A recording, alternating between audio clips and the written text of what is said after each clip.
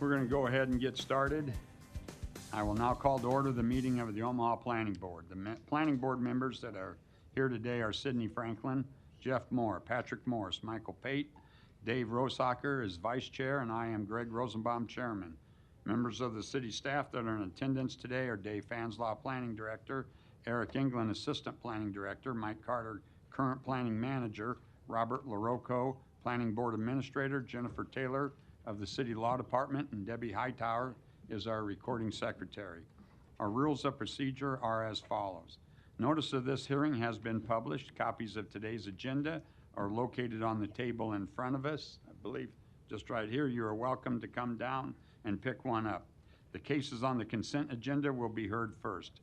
Consent cases have been recommended for layover, have already been heard, or are perceived by the Planning Board to be non-controversial, therefore will be read and voted on without the opportunity for your testimony. If you wish to testify, you may remove the case from the consent agenda. When each consent case is read, I will ask if anyone wants the case removed. If you do, please stand up and say so, and the case will be removed. This case will then be heard in the order in which it appears on the regular agenda after we go through the consent cases. When the case is heard, you'll have the opportunity to come to the podium, clearly state your name and address, and give your testimony at that time. When hearing cases on the regular agenda, the board will first hear from the applicant. After the applicant states their case, we will hear from the proponents, and then we will hear from the opponents. After both sides are heard, the public hearing will be closed, and no additional testimony will be permitted unless a board member requests additional information. When at the podium, please clearly state your name, address, and whom you are representing for the record. Your testimony is very important to us. In the interest of time and courtesy to others, please be short and to the point. We will try to limit each case to 10 minutes. Those directly involved in the case, please speak first. We request that large groups select a spokesperson to represent that group, therefore eliminating repetitive testimony. When giving testimony, please provide new information and try not to repeat what has been previously said. We do ask that all speakers and others be treated with courtesy and with respect. In that regard, please remain silent while seated, and please turn off your cell phones. Our decision to approve, deny, or continue a case made here today will be forwarded to the City Council for another public hearing and final disposition by the City Council. Conditional use permits are an exception to this rule. The board's decision made here today on conditional use permits are final and not forwarded to the City Council.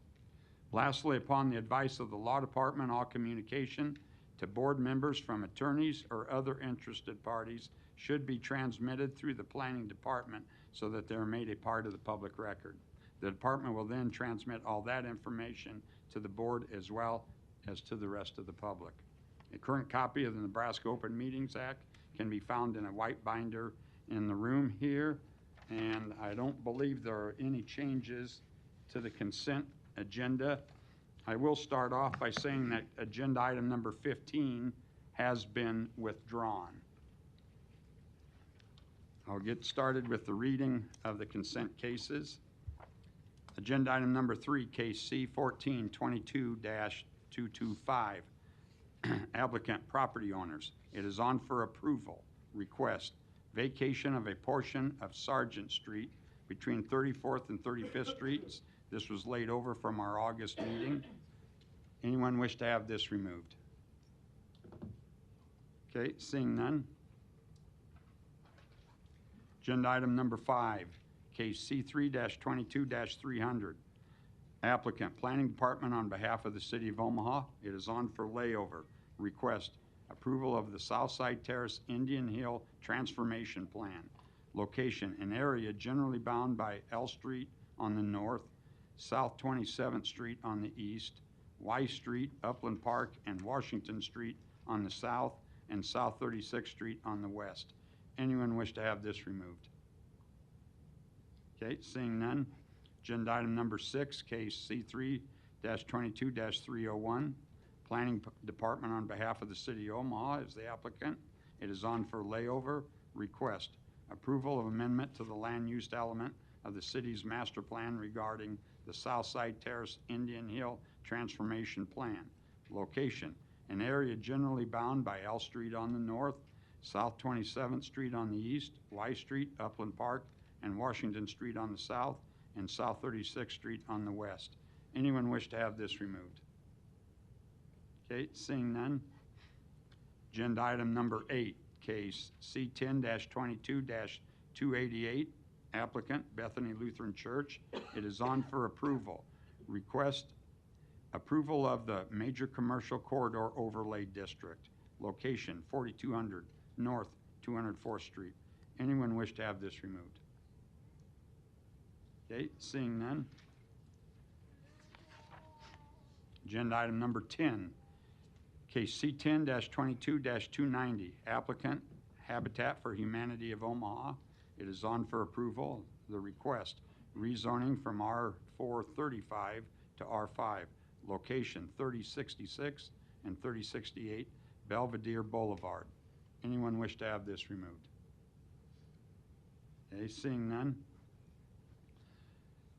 Agenda item number 11, case C10-22-291, applicant Anyuday Tamaru, hope I said that correctly. Request, it is on for layover. Request rezoning from R435 to R5. Location 4206 Ohio Street. Anyone wish to have this removed? I'm sorry, what does layover mean? Go ahead, Eric.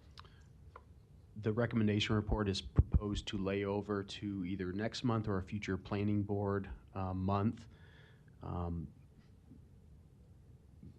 Basically, if it's laid over, there would be no public hearing on it today. If you want to speak on it today, you would pull it from consent to discuss on its regular agenda order. You Okay. want to pull it off? Okay. We want to discuss it today. Okay, so we'll pull it off consent. Okay.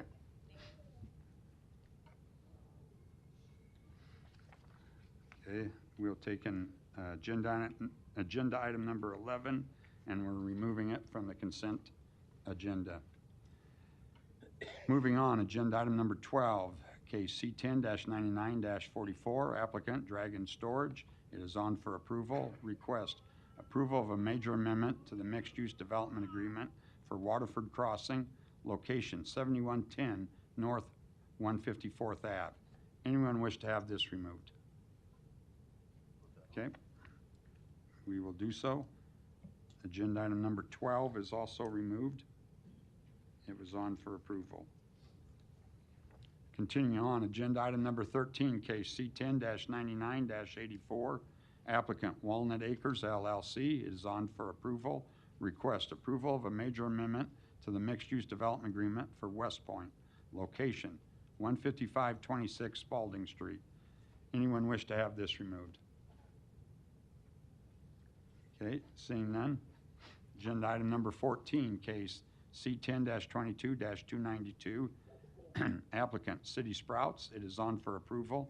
Request rezoning from R435 to DR. Location northwest of 3rd and 4th Street. Anyone wish to have this removed? We would also love to discuss it, yeah. You want it removed? Okay. Agenda item number 14 is taken off of consent. It was on for approval. Agenda item number 15 has been withdrawn. Agenda item number 18, case C10-22-297, C11-22-298, applicant Slusky LP. It is on for approval. Request rezoning from R5 pending to R6 with approval of a planned unit development overlay district. Location southeast 210th Avenue and I Street. Anyone wish to have this removed?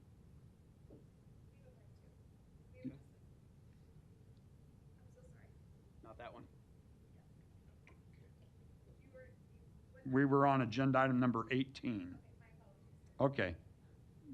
So we're going to leave it on consent? Okay. Continuing on, agenda item number 19, case C8-20-209, Applicant, Tony Barnes. It is on for approval. Request approval of a major amendment to the special use permit to allow outdoor sports and recreation in the AG district. Location, 4906 South 180th Street. Anyone wish to have this removed? Okay, seeing none. Agenda item number 20, case C8-22-302. Applicant Big O Auto LLC. It is on for approval. Request approval of a special use permit to allow automotive sales in the CC district. Location, 3217 North 90th Street. Anyone wish to have this removed? Okay, seeing none. Finally, agenda item number 21, case C7-22-299. Applicant Brian Perry. It is on for approval. Request approval of a conditional use permit to allow auto repair services in the CC district. Portions of the property are located within the flood fringe overlay district. Location 20343 Blondo Parkway. Anyone wish to have this removed? Okay, seeing none. Those are the consent cases. Do we have a motion from the board for the? Do you have a question on a case of whether it should be off the, okay. Okay. Yeah, if the case wasn't called, it'll be heard in the regular hearing, and then only those cases that are pulled off consent will also be heard. Okay, thanks. Okay, thanks, Eric. Do we have a motion for the cases on consent for approval? I motion to approve agenda items number 3, 8, 10, 13, 18, 19, 20, and 21. We have a motion and a second. Debbie, please record the vote. Rosacker? Yes. Franklin? Yes. Moore? Yes. Morris? Yes. Page? Yes. Mr. Chair? Yes. Approved 6-0. Do we have a motion for the cases on for layover? Motion to lay over cases 5 and 6. Second. We have a motion and a second. Debbie, please record the vote. Franklin? Yes. Moore? Yes. Morris? Yes. Page? Yes. Rosacker? Yes. Mr. Chair? Yes.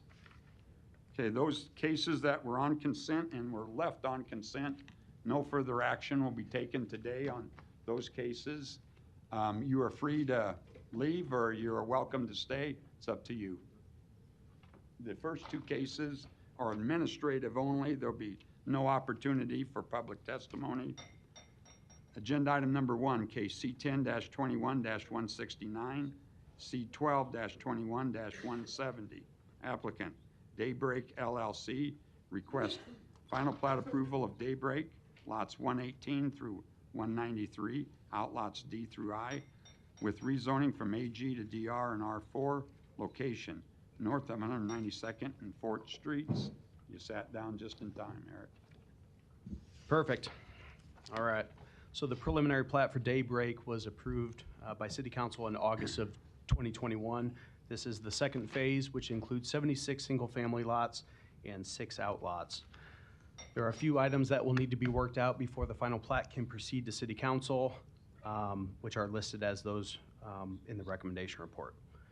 Staff recommends approval of the rezoning from AG to DR and R4.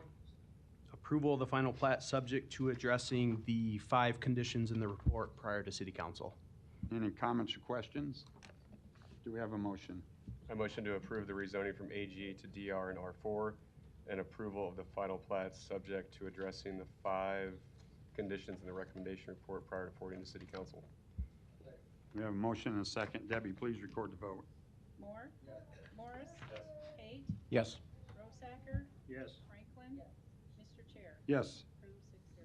Agenda item number 2, case C10-21-169, C12-21-170, applicant Richland Homes LLC. The request, final plat approval of Daybreak lots 194 through 300, outlots J through M, with rezoning from AG to DR and R4. Location, north of 192nd and 4th Street. Eric. Okay, similar to the last case, this is the next phase of Daybreak, so we'll consider this the 3rd phase, but it has a different developer than the previous phase discussed. So this 3rd phase includes 107 single-family lots and 4 outlots. There are a few similar items that need to be addressed before City Council. Staff recommends approval of the rezoning from AG to DR and R4, approval of the final plat subject to the 6 conditions in the recommendation report prior to City Council. Okay, thank you. Any comments or questions? Do we have a motion? Motion to approve the rezoning from AG to DR and R4 and approval of the final plat subject to addressing the conditions in the staff report prior to forwarding to City Council. We have a motion and a second. Debbie, please record the vote. Morris? Yes. Pate? Yes. Rosacker? Yes. Franklin? Yes. Moore? Yes. Mr. Chair? Yes. Approved 6-0. Moving ahead, agenda item number 4, case C3-22-284. Applicant, Planning Department on behalf of the City of Omaha, request approval of amendment to the city's master plan regarding the Housing Affordability Action Plan. Location, City of Omaha and the 3-mile extraterritorial jurisdiction. Mr. Fanslau, you're up. Thank you, Chairman Rosenbaum. I'm Dave Fanslau. I'm the City Planning Director. Thanks for having us here today. Like we talked in the pre-meeting, this has been a big effort for our group and for all of our partners. So I'd like just to take a couple minutes to kind of kick it off, and then there's going to be other people speaking besides myself. So we're here because the state legislature passed LB 866 sometime in August of 2020. It's known as the Municipal Density and Missing Middle Housing Act. It requires the City of Omaha to do 2 things. First, we must submit a biannual report to the Urban Affairs Committee with the actions that we're taking to address affordable housing in our jurisdiction. Our first report was submitted to that Urban Affairs Committee in July of 2021. The bill LB 866 also requires the City of Omaha to produce a affordable housing action plan. That plan's due to be, it has to be approved by the city by the end of the year, that's why we're here today. This is the first step in that approval process. After this group approves the plan today, it'll move on to City Council. Pretty fast schedule because we want to hit that December 31st deadline. There are a lot of people to thank that got us to where we are today. First of all, my staff, Eric England, Derek Miller, Kelly Johnston Dorsey, Mike Carter, Greg Paskatch. They pretty much took this project, took hold of this project and coordinated it through the department, did a lot of outreach with our staff. Obviously, we did a lot of outreach to the community. We had stakeholder groups. We presented at other events. We had committees. We had a whole bunch of input, public input on this project itself. But the bulk of the work was done by those 4 or 5 individuals, and they deserve a lot of the credit for where we're at today. I also like to thank our contractor, Amy Hazy from RDG. She's been fantastic to work with. We engaged RDG about a year ago, went through an RFP process. They were selected. She's been excellent to work with, and we really appreciate her support on this. Need to thank the partners that we worked with. Those include numerous nonprofit organizations, the philanthropic community here in Omaha, housing advocates, housing developers, and their representatives, Omaha by Design, the Omaha Land Bank, the construction trades industry. We engaged some of those folks to talk about what's being built out in the field. So that was very helpful. I'd also like to thank Mayor Stothert for her support, and for the Council Planning Committee, which is Councilman Harding, Councilman Festerson, and Councilman Don Rowe, for their input and support. We've engaged them.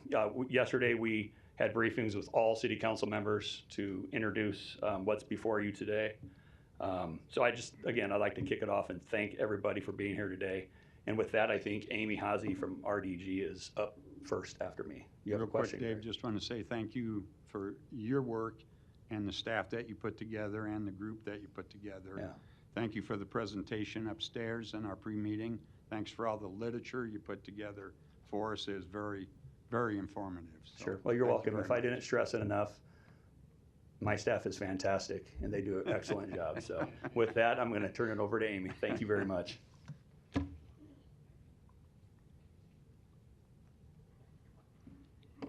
Thank you, Dave. Thank you, Chairman Rosenbaum and other board members. Greg's going to bring up the presentation here. He's the IT guru today. So it's a pleasure to be here. It's hard to believe that I think about 11 months ago, we were just Yes. Don't forget we need your address. Oh, yes, name, and- yes. I'm Thank you. sorry. No problem. Amy Haase with RDG Planning and Design, 1302 Howard Street. Again, pleasure to be here. Hard to believe that we were just kicking this off about 10, 11 months ago. So it's gone fast over the last year. We want to just hit on some of the highlights that are in this plan. The core document is what is here before you today, but there are a couple supplemental documents, 2 supporting documents that provide, if you love data, you can delve in and dig into a little bit more. Why should a community, we talk about the LB 866 as being one of the catalysts, but there's really some other core reasons that a community like Omaha should be looking at housing and housing affordability. Estimated today, we have about 55,000 households that are spending more than 30% of their income on housing. We've lost 7,000 units over the last decade that are affordable to households making less than $50,000 a year. And in the next 8 years, we could lose another 2,000 units that are specifically dedicated to affordable housing. And as you probably are all aware from what you see before you, it is not easy to build a new unit that meet those standards today. So what does this study do? Well, it really begins to provide, first of all, it provides a snapshot of where we are today, trying to give us a sense in time, a snapshot in time of where we are. It also hopefully begins to assess what residents' housing's concerns and what their priorities were. Based on those 2 things, beginning to develop what are our goals and what are some of the potential strategies for accomplishing our goals. And then obviously, as noted, it begins to address, it does address our LB 866 requirements. I want to hit on a couple terms that we use commonly all the time, but maybe the general public doesn't always is a little bit like, well, what do you mean by that exactly? So affordable housing, when we're talking about affordable housing, that's housing for which an occupant is paying no more than 30% of their gross income. So it doesn't matter what you make, you shouldn't be spending more than 30% of your income on housing. That also then ties into being cost burdened. So if a household is spending more than 30%, they are considered to be cost burdened. We also talk a lot about missing middle housing, which is part of even the name of the legislation that we keep referencing. So middle missing housing really is a range of housing that's house scale buildings with multiple units usually in them, compatible in scale and form with detached single family homes. They're usually located within a walkable neighborhood. So a lot of people often reference something like the Dundee neighborhood has a lot of our missing middle housing historic patterns in it. We also provided some pictures because pictures are worth 1,000 words, right? And so we try to describe what we're talking about from accessory dwelling units to small scale multifamily up to our larger scale multifamily. Just really quick highlighting some of the market assessment. I think there was a lot of data in there, but one of the things I just want to emphasize is that Omaha really hasn't been producing enough housing to meet the demand for several years. This is not an issue that's new just during the pandemic. It was occurring before that. At current building rates, Omaha and its jurisdiction will not keep pace with the projected growth, which means our vacancy rates continue to drop, which means usually that prices will go up. So what does that mean as a community? Well, that means that by 2030, we're going to need about just over 18,000 affordable units in the next 10 years or so, roughly 29,000, almost 30,000 units, but 18,000 of those being on the more affordable side. Other studies have looked at the region and looking at our 20-year demand that we're going to need about 80,000 units over the next 20 years. And again, we're taking the opportunity to kind of take our snapshot here and what are some of the immediate priorities that we need to be doing to address the issues that we have. I would give big kudos to staff again, as Mr. Fanslau did with regards to the public engagement and the public engagement effort. I would say this was one of the more robust efforts that I've seen a community do around a housing study. There were 7 sessions held within and around the city that engaged over almost 190 residents. We had 35 listening sessions, small group listening sessions that engaged over 300 participants. We had an online survey. There were other community events that staff went out to from different festivals like the World Refugee Day to the Omaha Freedom Festival to just doing other kind of one-on-one activities with our different service providers and nonprofits around the community. We also had a website where we had a virtual open house and information was available to the public to review and provide us some comment on. All of those things then begin to build to what did we begin to frequently hear. So some of the, it's really hard. We heard a lot of good things, and it's often hard to say what are kind of the common things that we're hearing. One of those key ones being the obstacles to find housing. Those obstacles being things like our increasing costs, the quality of the unit that we're looking for in the cost range we have, units in our desired neighborhood, having a unit for the stage of life that we're at. We often talk about the fact that at different stages of life, we often need a different housing option, and making sure we have that to create kind of that healthy housing market. And many residents noting that that was sometimes lacking. Location of housing, so having housing, affordable housing that's close to transit, that's close to active neighborhoods, as being something that was really important to the residents of Omaha. Desired housing types, that we again have that full range, more options, that we need more options both in the types of units, the size of units, our price points, maintenance free, accessibility being very important also, and tying across all of those other categories. Also approaches to affordability. That affordability was kind of that overriding concern, and we need to be thinking creatively is one of the things that our residents encourage. And then for housing for all, that we're providing that safe, affordable housing for our marginalized populations especially. So kind of a little bit of a high level of the process, and then I'm going to hand it off to Greg to talk a little bit about what we learned from the market analysis and from the public input, and how that began to grow into identifying the goals and strategies that are laid out within the plan. But a little bit more background on how we got to this point. The draft document became available on September 23rd and was open through October 14th for public comment. We're having the open house here. We conducted an open house also, we also did, and that was at UNO. We did staffed at office hours at 4 different locations and received numerous emails from individuals in different organizations that provided their input on where we are today. So I'm going to hand it off, I believe, now to Greg and let him take it away. Thank you, Amy. Thank you, Amy. Greg Paskatch, City of Omaha Planning Department.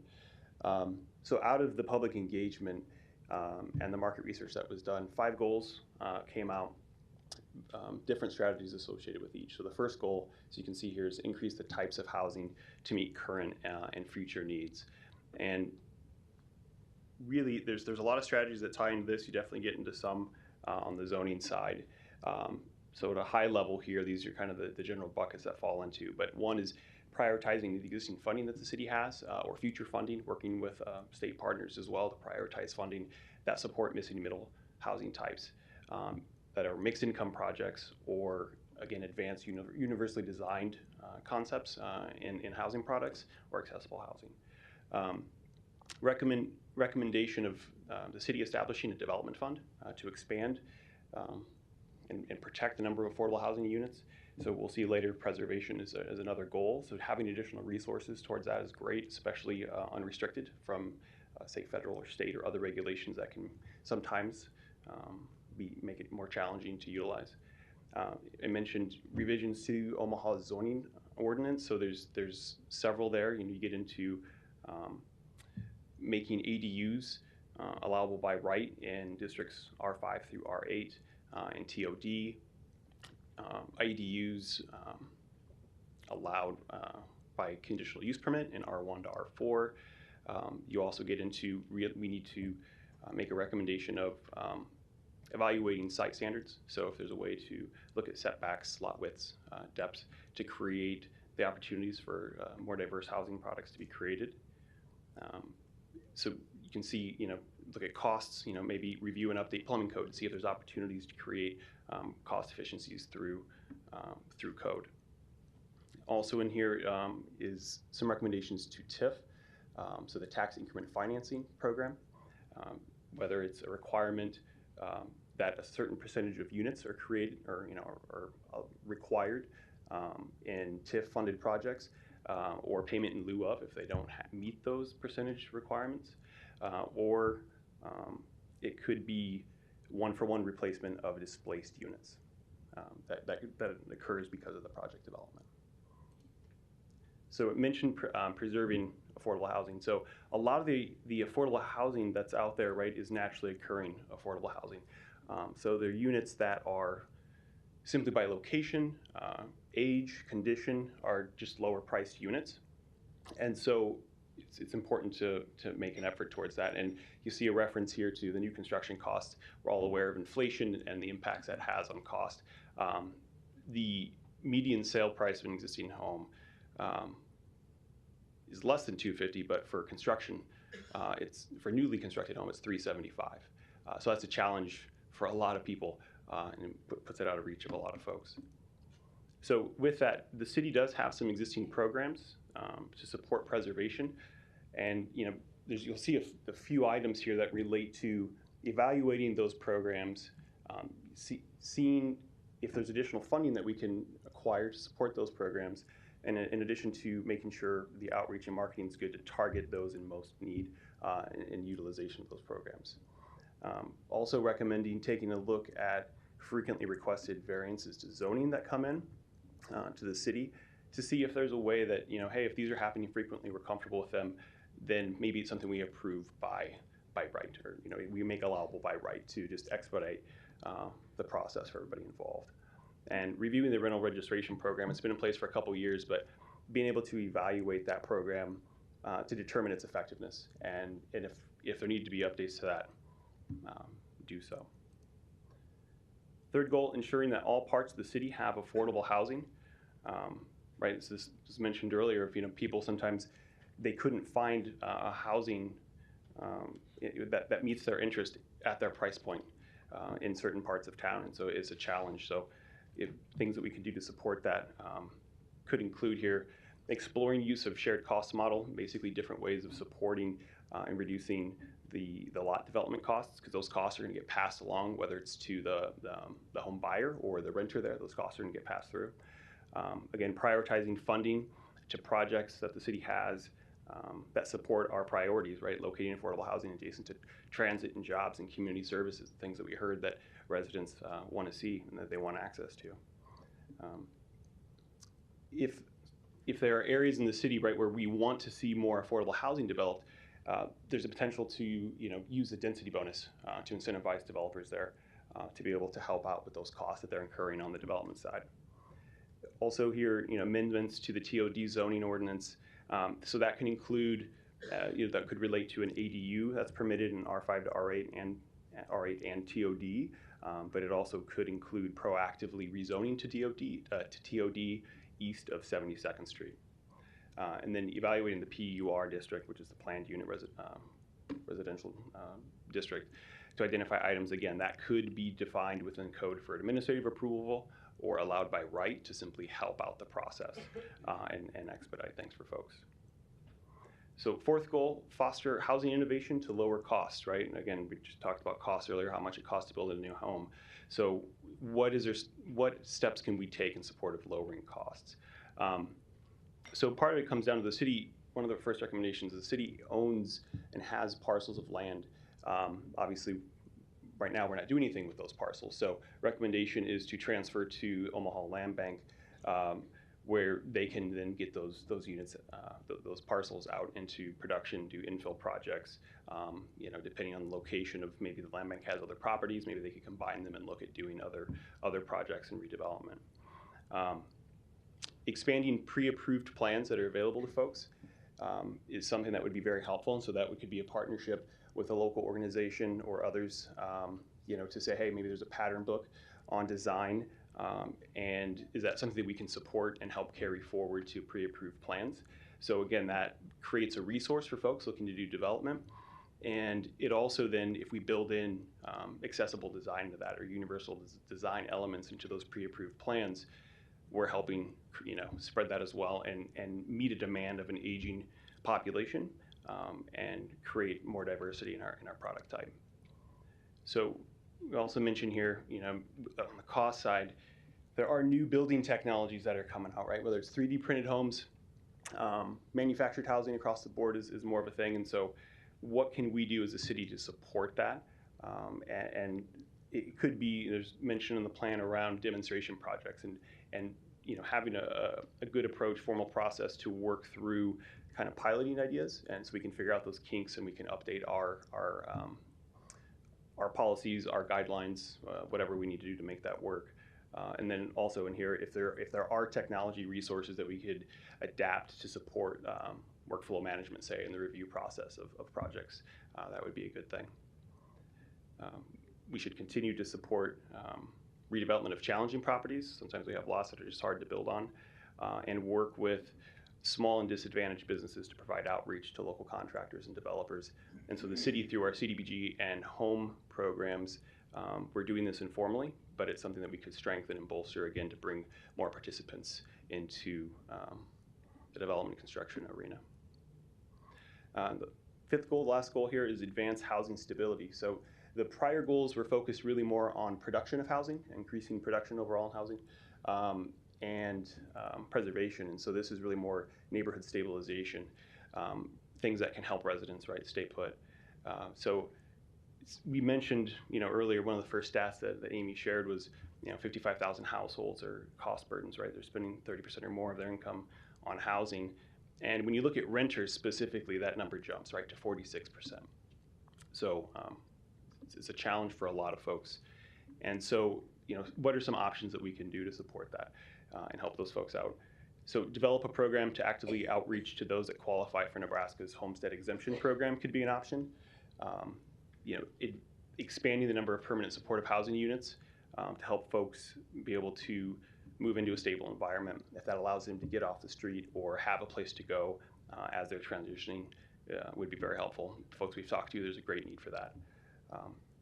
Expand programs to assist individuals facing eviction or foreclosure, and tie this as well as the next one, rent and utility programs. So the city has, over the past year and a half or so, probably a little more, right, through COVID, had some programs through the Emergency Rental Assistance Program that support these, and so those have been found to be helpful. So how could we maybe create a more sustainable program moving forward outside those additional resources? How can we structure that and make it helpful for people? We acknowledge housing touches a lot of things, right? So especially in the built environment. And as we move forward with other plans, Climate Action Plan, Active Mobility, Vision Zero, we need to align, right, those housing interests with what we're setting forth here and what ends up getting approved into those other plans. And so, ideally that supports things like housing located closer to transit, right, to help lower costs for folks and give more access. And then there's also some recommendations in the plan around tenant protections. So outside of the rental registration program, there's also it mentions here eviction court procedure should be reviewed in terms of notifications to folks who were being called in.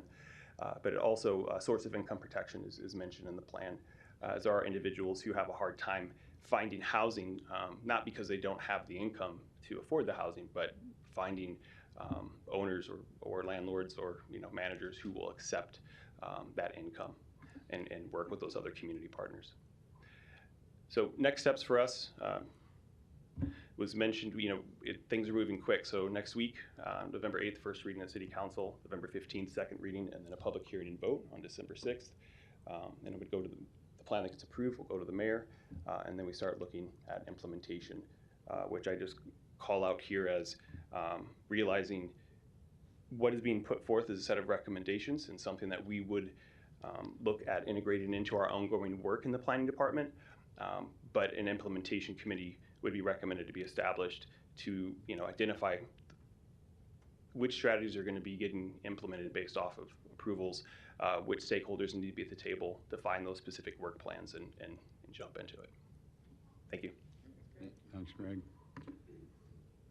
Any other proponents wishing to speak? Seeing none, are there any opponents? Sorry, we're proponents. Say what? Proponents. Okay. Hi, my name is Brianna Full. My address is 1111 North 13th Street, number 311. And I am here on behalf of Spark. So I just want to start out by saying we express our full support for the Housing Affordable Action Plan as it is proposed. The plan tells a comprehensive story of the current housing crisis in Omaha and offers smart and thoughtful ideas for how to start improving the conditions that make it difficult for people and families to find affordable housing options. It is imperative that we get to work on these items as it is the foundation that we can continue to work off of moving forward into Omaha's future.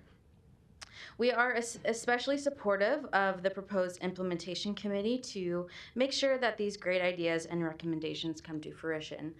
I do have to admit I am worried about when exactly the implementation committee would be convened, because we have a really unique opportunity at the Nebraska legislature right now where there is $2.3 billion available in our surplus. So it's going to be in our rainy day fund. And it's not like we have a pretty pot of money that's sitting that the city is able to use for, say, one of the recommendations in the HAP, which is a development fund. So we have an opportunity at the Nebraska legislature, and I don't want to foil that opportunity because we didn't convene in time with the implementation committee. So I would, propose and recommend that that happens sooner rather than later. We have ideas at Spark that we have been advocating for. We've been talking to the city about. Specifically the Nebraska Affordable Housing Trust Fund. What would it look like if we were to put an infusion of dollars into that, which someone like the planning board would be able to apply for, and that would be a really nice start to a development fund in the city of Omaha, and we can continue to work about how to make that development fund sustainable in the future for the city of Omaha. But we encourage swift action on the policy recommendations presented in the plan to keep up with the pace required to meet our housing goals. This is something that definitely needs to happen sooner rather than later, and we look forward to the potential positive change that the ideas in the HAP draft could bring to our city. And again, we offer our full support and bring it to materialization. Thank you. Okay. Thank you. Good afternoon. Eva Roberts, Director of Policy and Strategy with Front Porch Investments, 1120 South 101st Street. Front Porch was launched last year to focus on innovative investments in affordable housing in our area. And over the last year, we've been proud to partner with the city in distributing ARPA funding for the development and preservation of affordable housing. I'm pleased to say just a few brief words today in support of this housing action plan. It's already creating greater clarity and shared purpose among the many stakeholders concerned with this issue. We're particularly supportive of the recommendations associated with zoning changes to promote greater density, requiring affordability in TIF projects and TOD districts, addressing source of income discrimination, increasing uptake of the homestead exemption, and dedicating funds to support housing development and provide property tax reimbursement for low-income households to prevent displacement. We've appreciated the city's genuine commitment to community engagement, which has been evident throughout the process, from the many town halls and community meetings to the thoughtful incorporation of public comment in this last round, to the creation of this multi-sector implementation plan, which will prioritize sequence and resource strategies.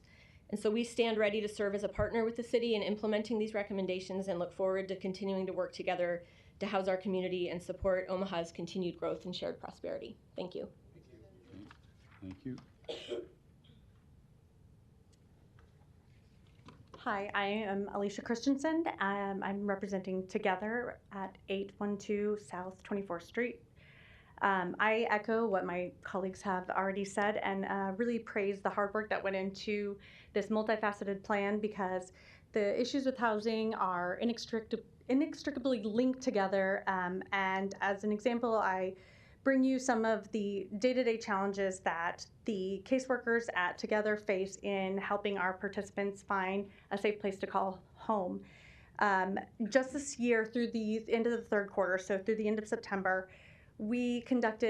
our case managers conducted over 400 housing searches.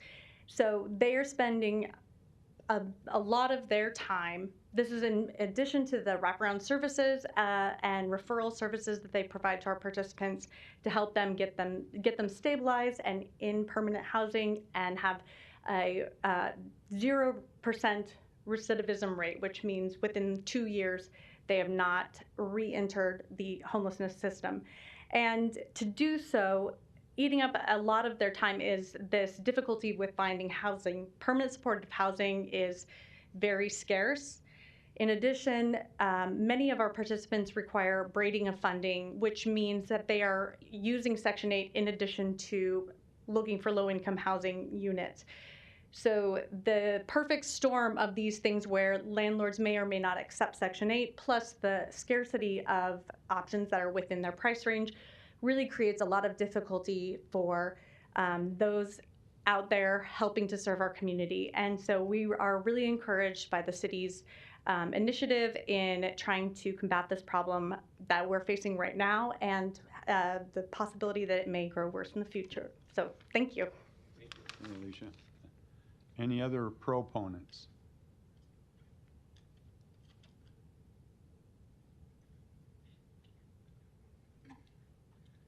Hello, Luke Schroer, 2522 South 33rd Street, Omaha, Nebraska. Apologize, I raced down here. I was watching it on the live stream and I was like, you know what, I'm gonna try to get down here. So if I'm out of breath and I don't have it any written out, then that's why. But I think it's very important that we focus on that missing middle that I heard somebody speak about earlier on trying to make a plan for people like me that do not have kids. And we see a lot of suburban expansion, but what are the options for me that I don't need a lot of space? I actually like the idea of a tiny home or a smaller area. Those options aren't really on the agendas that I see when I come and speak at City Council. Affordability is a very complex system, and housing is just one part of it. If we've got neighborhoods where people can walk to work and densify a little bit, then you don't maybe necessarily have to have a car, and that helps your life be affordable in many ways. So reducing our car dependency and being able to walk to a place to work and walk to a gym and walk to get coffee, just people being on the streets makes neighborhoods safer. So our police budgets hopefully can be lowered. Density is very scary to a lot of people because they think traffic is going to be increased in their neighborhood. And that does happen with suburban sprawl because everybody's got to have a car to get out of their neighborhood to get to work and things. So residential single-family dwellings for large swaths of the city is actually very detrimental to a lot of people, and we don't think about it because it's just daily life. So I very much encourage you to think about density, especially in areas where our public transit makes sense. So what I heard, I'm sorry I didn't have the paper in front of me, so I don't know exactly what it is, but the things I was hearing in the plan sounded great to me on the way over here, and I appreciate your time. So thank you. Thanks, Luke. Any other proponents? Okay, seeing none, are there any opponents? Seeing none, I'm going to close the public hearing. Any comments from the board? Yeah, I just have a question maybe for Amy, if I could bring Amy back up here. First of all, it's a great plan. This is very important to the city of Omaha. Great detail, great information to have, so I appreciate that. And what's that? That's the same question. Yeah. So, but one question I had on one of your slides, I think, Amy, is there was one that said we've lost 7,000 units for households that are earning less than $50,000 a year. How does that happen? Well, I think there's probably a few different ways that that's happening. Actual lost unit, I mean, it's being demolished. It's being converted to a different use. So, you know, it's on a corridor that it ends up getting turned into an insurance office rather than being that affordable unit as an older home usually. So it's actually a lost unit. It's appreciating in value would be the other piece of it. Or it's being lost and converted into potentially a more expensive unit. We've definitely seen that in a few locations across the city. So it can happen in many different ways. Okay. Appreciation being one of those pieces too. Yeah, and appreciate it. And thank you for that clarification, because we've seen some of those happen. Right. Right, we've seen some of that, and so I just wanted to make sure I was clear with regards to that information. So thank you for clarifying. Yep. So Amy, again, is that a net loss then? Or is that offset by some That was just looking at the number of units within those ranges that were affordable to those households in, based on census data in 2010 versus Okay, 2020. Not made up by a Right. new one, so Yeah. to speak. Okay. Thank you. Okay, any other comments or questions? Go ahead. This may be a question for Greg. You and Hagen or Amy, you included in your goals and strategy slide just a sentence about a density bonus as an incentive for developers. Do we have a sense yet of what such a bonus could look like? Especially. I'm actually Okay. gonna defer to Eric. I could take this one. Eric England, Planning Department. There's a provision right now in the zoning code for a density bonus. In my time here and just my experience of the history of cases, I don't think that has been utilized. So the current section of that code obviously needs to be revised and re-looked at.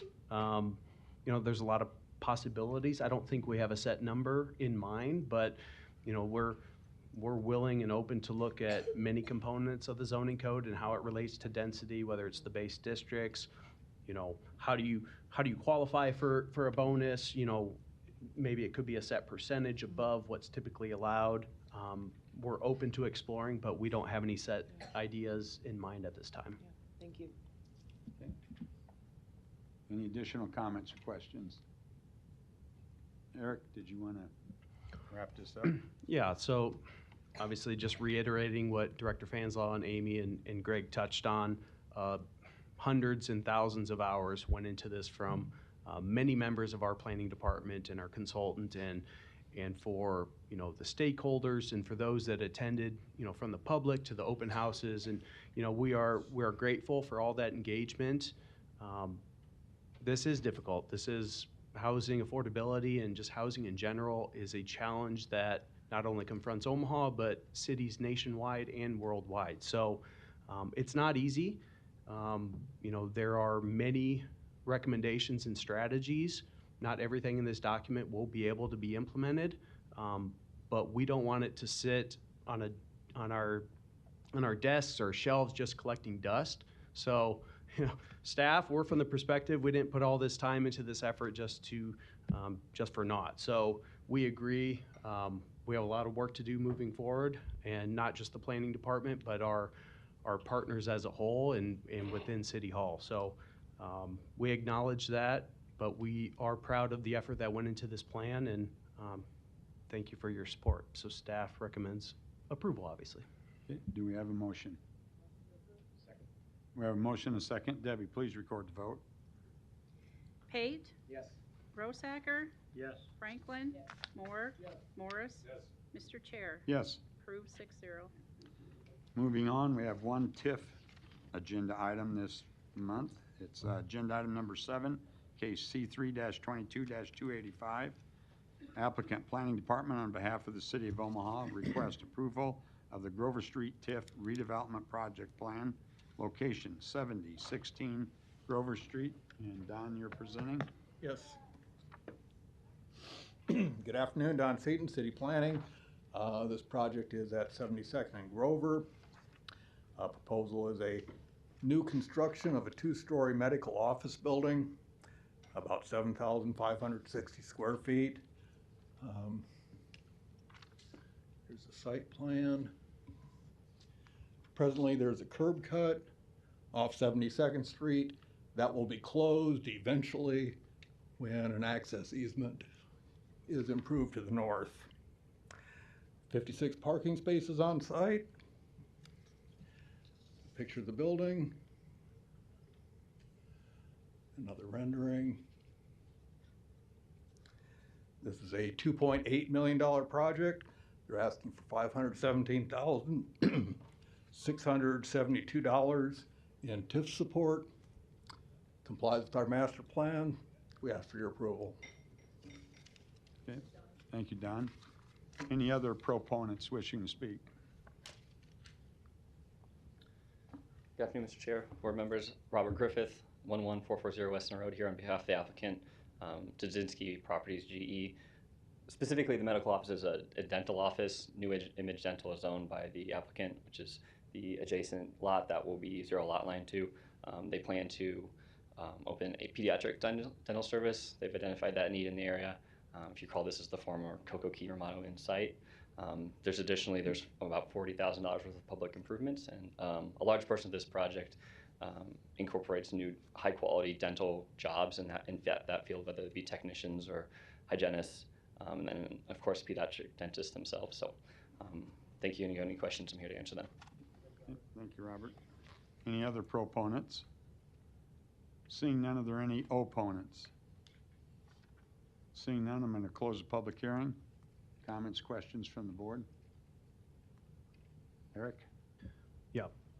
Staff recommends approval with the condition 72nd Street curb cut providing access to the site will be closed off and removed if and when the project on the adjoining parcel to the north is developed and provides improvements to the platted access easement so as to provide vehicular access into the TIF project site. All right. Do we have a motion? Move approval with the condition that 72nd Street curb cut providing access to the site be closed off and removed if and when the project on the adjoining parcel to the north is developed and provides improvements to the platted access easement so as to provide vehicular access into the TIF project site. We have a motion and a second. Debbie, please record the vote.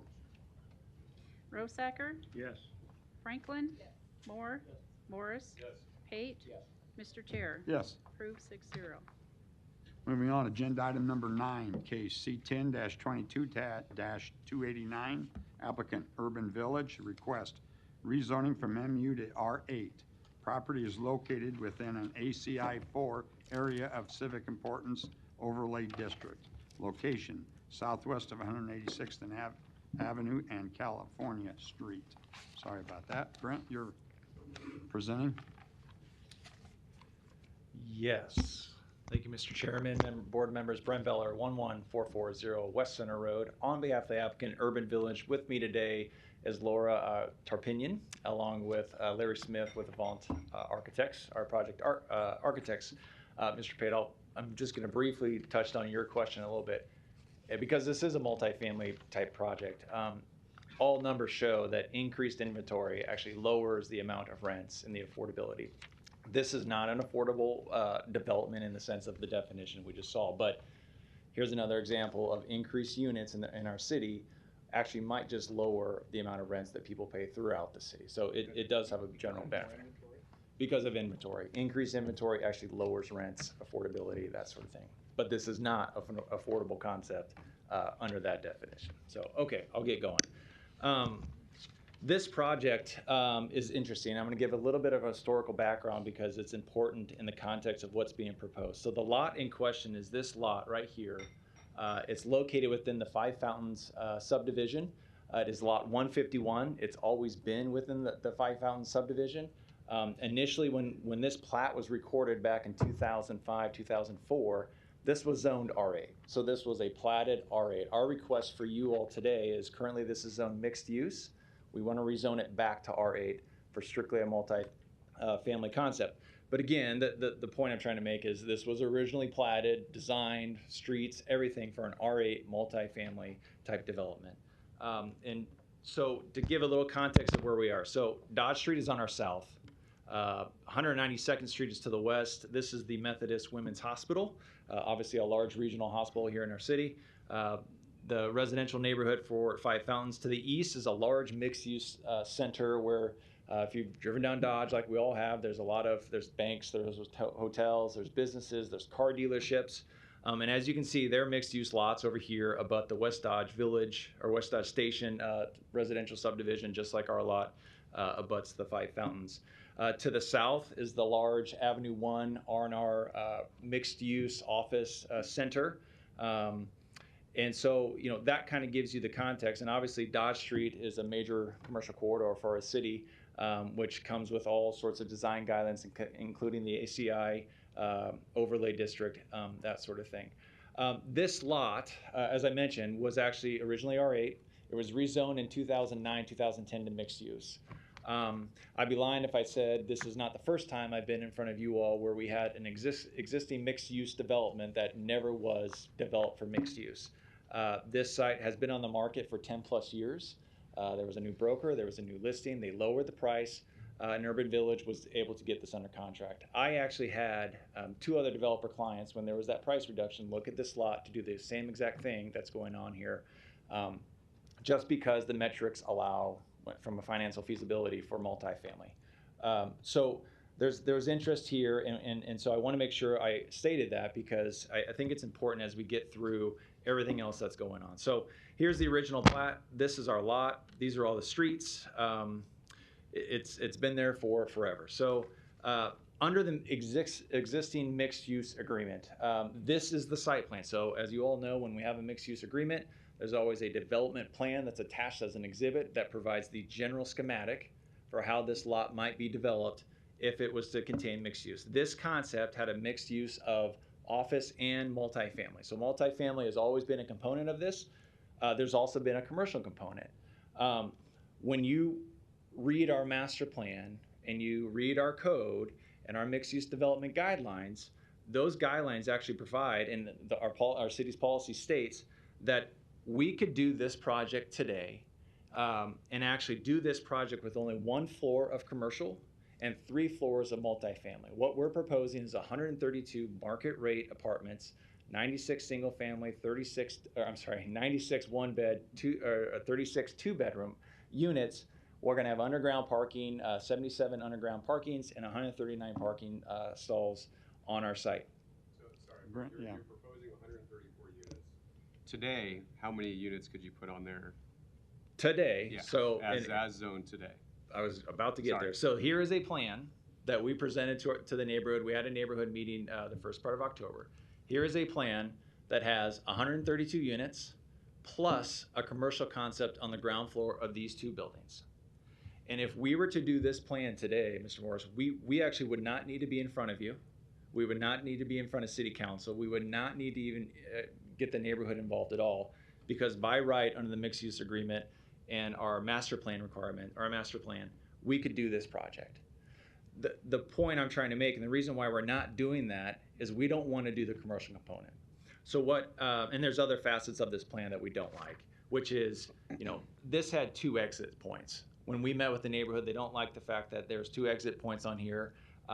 That's a lot. That's a traffic generator. There's 2 ins and outs on this. And generally speaking, when you talk to Public Works, we don't like having 2 entrances onto these sort of interior streets within residential neighborhoods. But in any event, this plan would have 2 of those exits. The other thing is setback lines. So you wouldn't have the 35 setback lines on on California Street. You wouldn't have the 35 setback line over here where their fountain is. You wouldn't have the 25-foot setback lines over here. That's all under the mixed use as we sit today that we could do by right without asking any permit or any approvals from you all or anybody else. But the reality is we don't want to do office. That's not what Jerry Reimer and Scott Simrad and the Urban Village team does. They self-manage all their units. They self-manage all of the apartments. They handle all the leasing. They handle the construction. They act as their own general contractor. And as we told the residents at the neighborhood meeting, we simply don't want to do commercial. That's why we're trying to rezone this. That's not to say that Urban Village hasn't ever done it. If you remember the Triangle project, which is just up the street on St. Mary's Ave in Leavenworth, that had a commercial component. We did do that. But if we don't have to do that, we would rather not. And so that's why we're really getting to the R8 zoning, getting it back to what it's supposed to do, or was originally intended to be, and go forward with that. The reality is, too, I think when I get to my point here in a minute, the mixed use is actually a more intense use than the R8 as far as traffic, as far as the entrance, as far as the intensity of building design. The thing to keep in mind when you look at projects, especially along the Dodge Street corridor, our master plan, the future land element, actually states that within a quarter mile of Dodge Street, you can have unlimited amount of multifamily units on your property, provided you comply with all the other zoning regulations. Those zoning regulations are really your impervious coverage, your building coverage. So if we were to stick with the mixed use, you look at the CC underlying base zoning, you can have the impervious coverage for the total site is 85%. We're at 58. If you look at the building coverage, it's 75%. We're at 19. My point is you can do a much more intense development under the mixed use than you can under the R8 zoning. I'm only saying that because we think the R8 is a better fit here. But if there's objections, that sort of thing, we could always do the mixed use and do the commercial, but that's not really our top priority. So when we look at this site, we met with the neighborhood, and there are a lot of good viewpoints that people brought up. One of which was traffic. So obviously we can't dictate where traffic goes in and out. We can't tell people to turn right. We can't tell people to turn left. But one of the things that we did do is we initially had our entrance over on the west side. And I think the concern there was, that might cause people to go west through the neighborhood out to 192nd Street versus having an entrance on the eastern side and have them go east and get out of the development that way. So we talked to Public Works, and Public Works was fine with that. The other thing that we did is we initially had a site plan that showed a plaza here. That plaza we actually moved over here, even though technically under the R8 you don't need a plaza, but we did move it over there. The other thing to keep in mind as far as traffic goes, when this development was done, the Developers Council had an engineer. Their engineer did a traffic analysis. Their engineer designed these streets.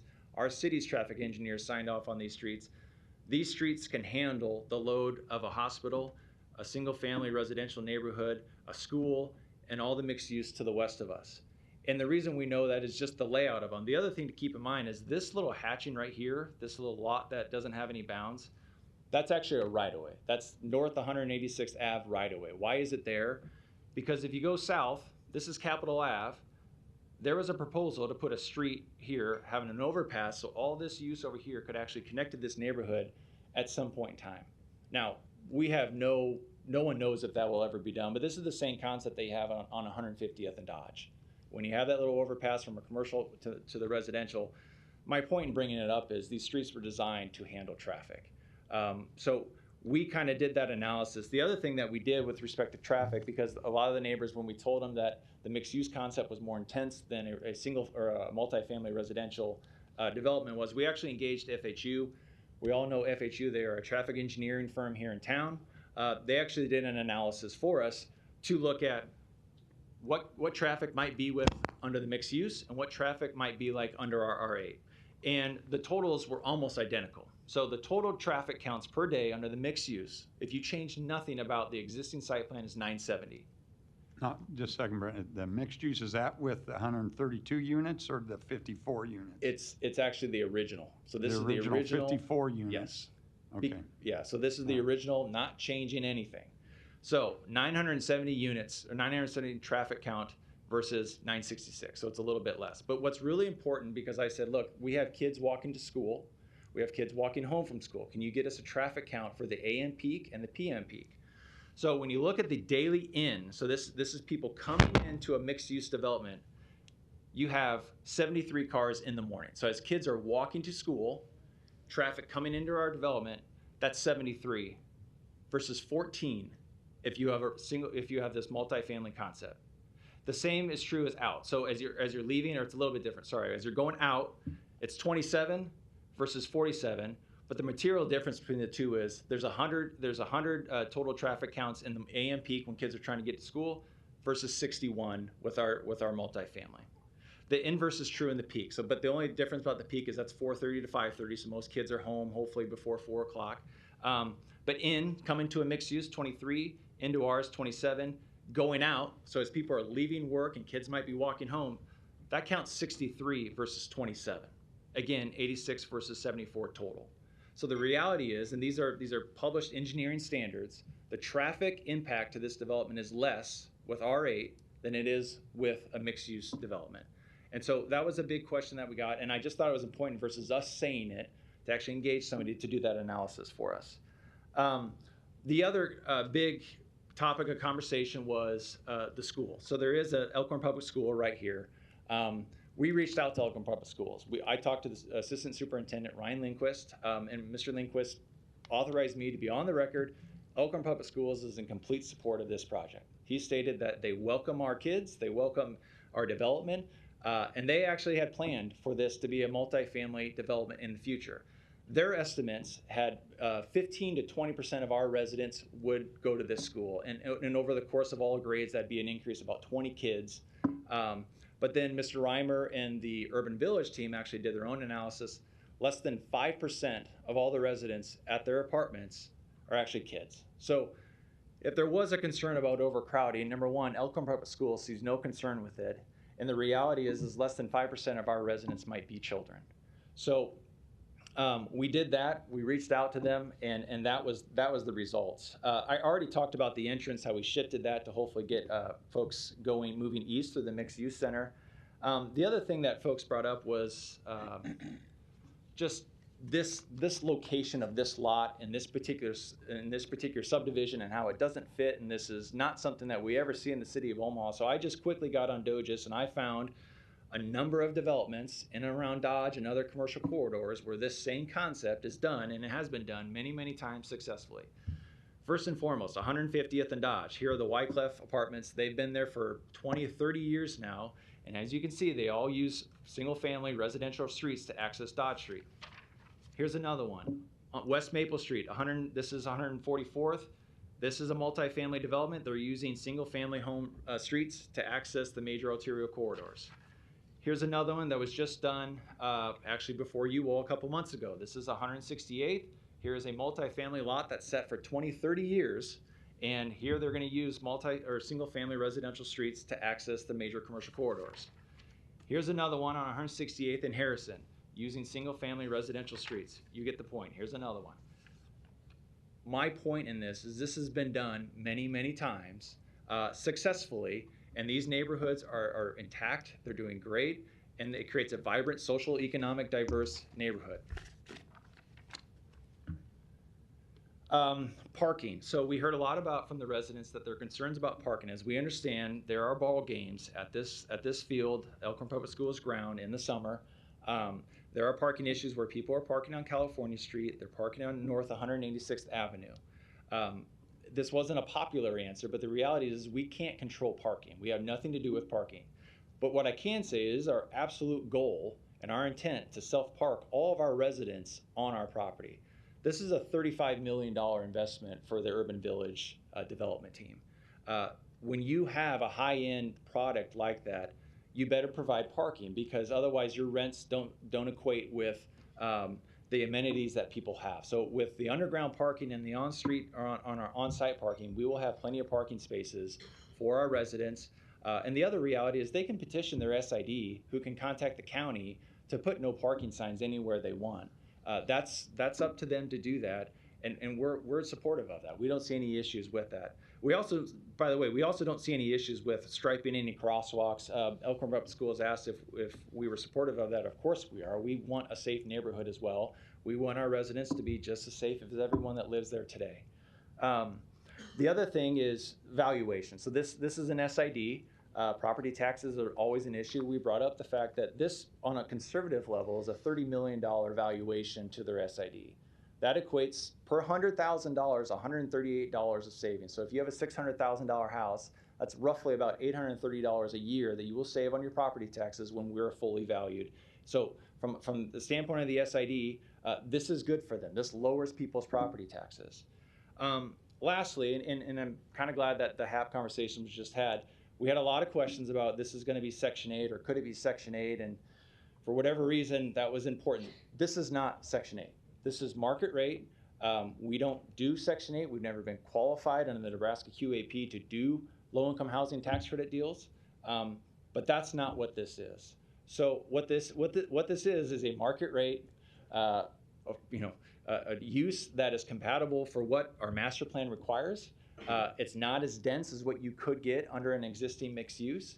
And frankly, I think we're being a little bit conservative on the amount of units and anything else that we're doing here in light of where we're located along the Dodge Street corridor. So I'll sit down. I'm sure there's going to be some questions, and after that, I'm happy to respond to them. But we appreciate your consideration, and this obviously comes to you with the recommendation or approval from the planning department as well. Right, I have one quick question. Sure. You talked to the Elkhorn School. I think one of the letters mentioned that they had heard concern from Methodist Women's Hospital. Have you heard from them, or has there been any talk with them? No. So what's really interesting is, so we had a neighborhood meeting on October 3rd. And my point in doing that was I wanted to vet any issues and have anybody call us, no matter what, well ahead of when we're sitting in front of you today. I've done enough of these to know that it's always good practice to vet any issues before you get to planning board. October 3rd, we received 0 calls. We had 0 calls from any residents. We had 0 calls to Urban Village. We had 0 calls from Memphis. No one. In fact, the only one that actually called me was Elkhorn Public Schools to show their support for our project. So no one's called us. Thanks. Thank you. Any other proponents wishing to speak? Okay, seeing none, are there any opponents? We have quite a bit of correspondence with opponents on this project. How many, just a show of hands, how many of you are going to speak today? If you want to come down and take a place up front, that'll help. He asked how many of you plan to speak. He just, someone couldn't hear in the background. Oh, okay, thank you. Yeah, come on down and have a seat in the front. That'll help speed things up, so. And then we need your name and address, please. Thank you. Yep. My name's Nicole Jillick. I'm an attorney with Abrahams, Caslow, and Castman. Address is 8712 West Dodge Road, Suite 300, Omaha, Nebraska, 68114. I represent the Five Fountains Homeowners Association Board, and I'm speaking on behalf of the HOA Board today. Wanted to bring up a few of our concerns that we've had. My clients would acknowledge that there was a neighborhood meeting. Many of them participated in that meeting, and some of the concerns that were expressed in that meeting have been discussed by Mr. Beller ahead of me. The board represents 140 homeowners in the Five Fountain neighborhood. Number one, my client is utmost concerned about the density use of the prospective use on this particular unit. I know that the proposal before you today from Urban Village is anticipating 134 units. However, if this property is rezoned to R8, there's actually a potential that the development that actually takes place on this property could exceed that density. I think even Mr. Beller said that the use of 134 units is conservative.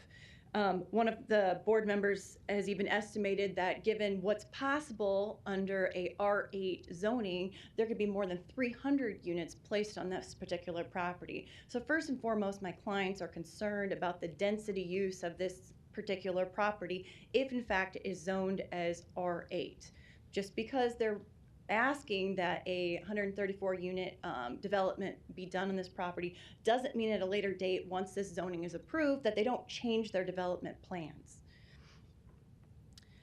Number two, my clients are concerned about traffic. As Mr. Beller noted, the method of ingress and egress for this particular property is primarily through the Five Fountains neighborhood. Anyone traveling to or from this property would have to use residential streets, including 189th Street, 186th Avenue, and California Street, as well as HWS Cleveland Boulevard to access this particular property. My clients, as the Homeowners Association, are also concerned about the burden on community spaces. This particular development does have a large amount of community space. The community space is a park. It's currently owned by the SID. However, the Homeowners Association pays for a large majority of the upkeep and maintenance of that park. The Homeowners Association pays for the amenities, including the walking trails, the maintenance of the water features and the fountains located thereon, the snow removal, the trash removal, mowing, and other amenities. If the higher density use put on this particular property would cause more impact to my client, the Homeowners Association, just because more people residing in that area are going to use this public amenity and cause additional expense for the Homeowners Association. So while the residents of this prospective development would potentially use this property, they're also not paying for the burden of that increased use. The burden of the increased use would be on my client, the Homeowners Association.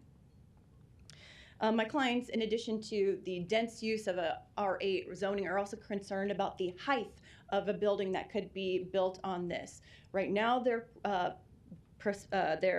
planning a 4-story building, but just because they're planning a 4-story building doesn't mean that their plans couldn't change at a later date and still be within what's allowed on R8 zoning. I believe R8 zoning allows up to 150 feet. I believe that the application does ask that the area of civic importance be continued. My clients are in agreement of that, and that's something very important. That nothing with respect to that designation changes, and so I'd like to yield my time, the remainder of my time, unless there are any questions for me, to Jim Marriott, who is on the board of the Homeowners Association. Nicole, just a Yes. question for you on the point that Mr. Ballard brought up is the way it's currently zoned is mixed use. They could proceed if they wanted to with something very similar to that, but just incorporate some commercial in there. So what Understood. is your client's opinion on that perspective? Because one of their primary concerns is the impact on the amenities in the area and the fact that they pay for those amenities, the Homeowners Association actually pays for those amenities. They believe that there's a distinction between the number of residents and users of that space versus full-time residents. And so one of our positions would be that the fewer number of full-time residents of that particular space would decrease our burden. So the thought of the board, the Homeowners Association board, is that the commercial component or commercial users of that space won't have the same impact on the use of those amenities. But it would increase, according to the chart that Mr. Ballard provided, traffic counts. And I'm not privy to that information and don't have any specific numbers on traffic counts. Okay. So, but I guess, just to distinguish, commercial users versus residential users. Sure. Thank you. So they think that the commercial users would not use the public spaces? Is that what they're saying? Not to say they wouldn't, but we think that the impact would be different. We believe that it's their opinion that the residential users would have a greater impact on those amenities than the commercial users. Any other questions for me? Thank you. Thank you, Nicole. Thank you, Nicole. Mm-hmm.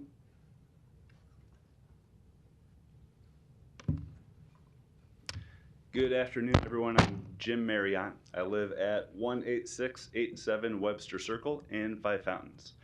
Here today on behalf of a number of folks, the HOA Board of Directors, as well as residents from Five Fountains, Silverleaf Estates, the residences at West Dodge Station, and a number of parents from the West Dodge Station Elementary School.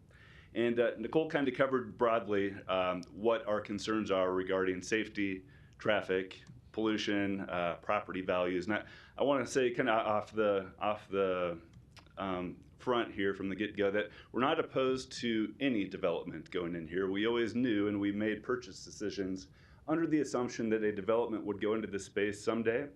What we are opposed to, however, is changing the zoning to allow for R8, which would result in an incremental roughly 80 units going into the space. So to add to the context that he provided earlier, yes, it was originally zoned as R8 very early on. As a result of that, though, we saw that lots were selling very, very slowly, likely partly to that. In fact, at some point along the way, the SID had to file bankruptcy because lots were not selling quickly enough. Once zoning was changed to allow for mixed use, lots did begin to sell, the neighborhood did begin to fill in, and I think folks viewed that generally a bit more favorably than they viewed the R8 zoning. So in terms of safety, this is a bit unique in that we feel that this higher density and increased number of units will impact safety just because of the very, very close proximity to bodies of water. This building would be mere feet from a large pond with a fountain in it, which draws kids to play in and around and folks to mingle there. And I think the intent when these were first developed was that it would not support that level of density, that number of folks in and around those water features. Also, it'll have an impact to safety as a result of increased traffic. Surely we've all driven by this area, and driving east on California Street, kind of working your way up the hill, it does become really challenging in terms of cars that are parked on the street, cars that are there for baseball games, residents coming and going, and kids crossing the street during school. So adding again, an incremental roughly 80 units would just compound that effect and make it that much more dangerous for folks getting to and from school, getting to and into and out of the neighborhood, et cetera. Regarding multifamily properties, I'm sure you guys hear all the time concerns regarding safety and regarding traffic and regarding property value impacts. So I don't want to tell you things that you've already heard over and over, but I do want you to consider how unique this is relative to other multifamily developments that have gone in West Omaha. I think this would be very unique because I don't believe there are any R8 properties like this in West Omaha west of roughly 156th Street. And it makes it that much more unique that there are so limited options for ingress and egress. A resident in this building would need to travel about a half a mile to make it either to 180th Street or 192nd Street. And all of that would be done through small, relatively congested streets.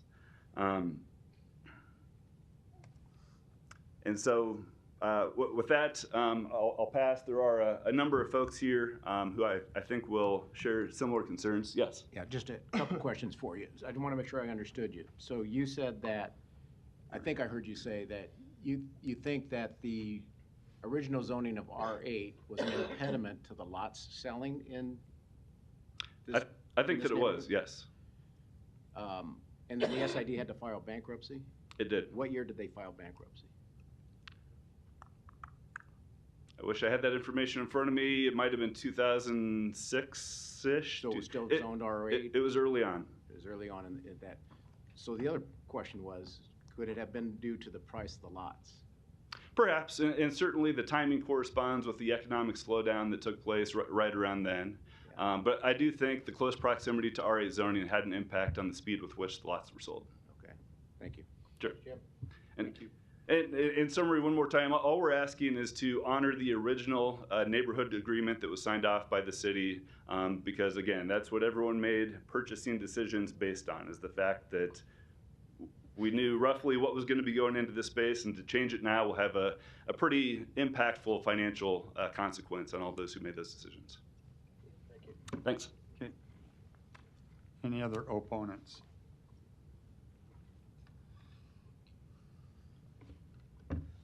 Yeah, Rich Jareski, 189 North HWS Cleveland Boulevard, Five Fountains. Obviously a resident, and I'm also on the Five Fountain board. I attended the meeting for the residents on October 3rd and took a look at the plans that they were presenting. They did present a plan where they had utilized the mixed use. They said they could develop under the current mixed use agreement, and it had, I think, 1 level of office commercial and 3 levels of residential above that. If you look at how they had those laid out on their drawings, that equaled about 96 apartments, so I don't know where they were coming up with the 132.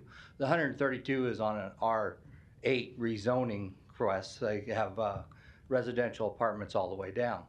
I also took a look at our code book, and on an R6 lot, if you just took the mixed use out of it and made it R6 zoning, they'd only be allowed 86 units on that because of the amount of square feet. Now, I don't understand the within a quarter mile of Dodge. I don't understand that if there's a change for that. But on the current code, you got to have 2,000 square foot per apartment unit of space. So there's through almost 4 acres, that equates to only 86 apartments would be allowed in that building. I think I want to compliment the city on the use of R8 in the past. I've looked at the map. It looks like most of all R8 is in the highly urban, more urban areas of the city, which the standard calls out for. And I believe about 145th is the last R8 zoning along Dodge that I've seen. There's several apartment complexes along Dodge that are zoned R6. A couple new ones have gone in as just R6 zoning.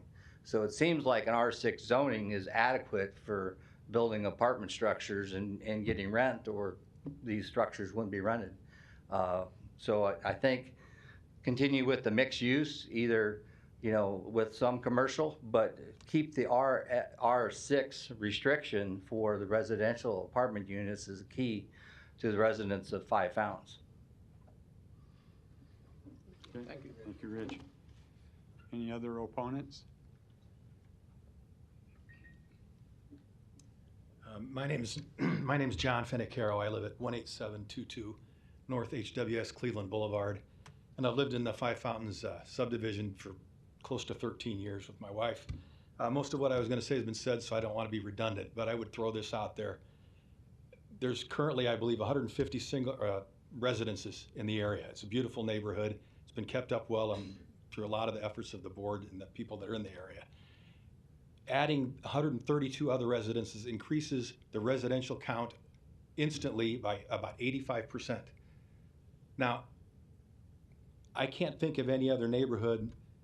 There's many nice neighborhoods in this town. It's a compliment to the city what the board has done to preserve and protect the neighborhoods that we have, including downtown commercial areas.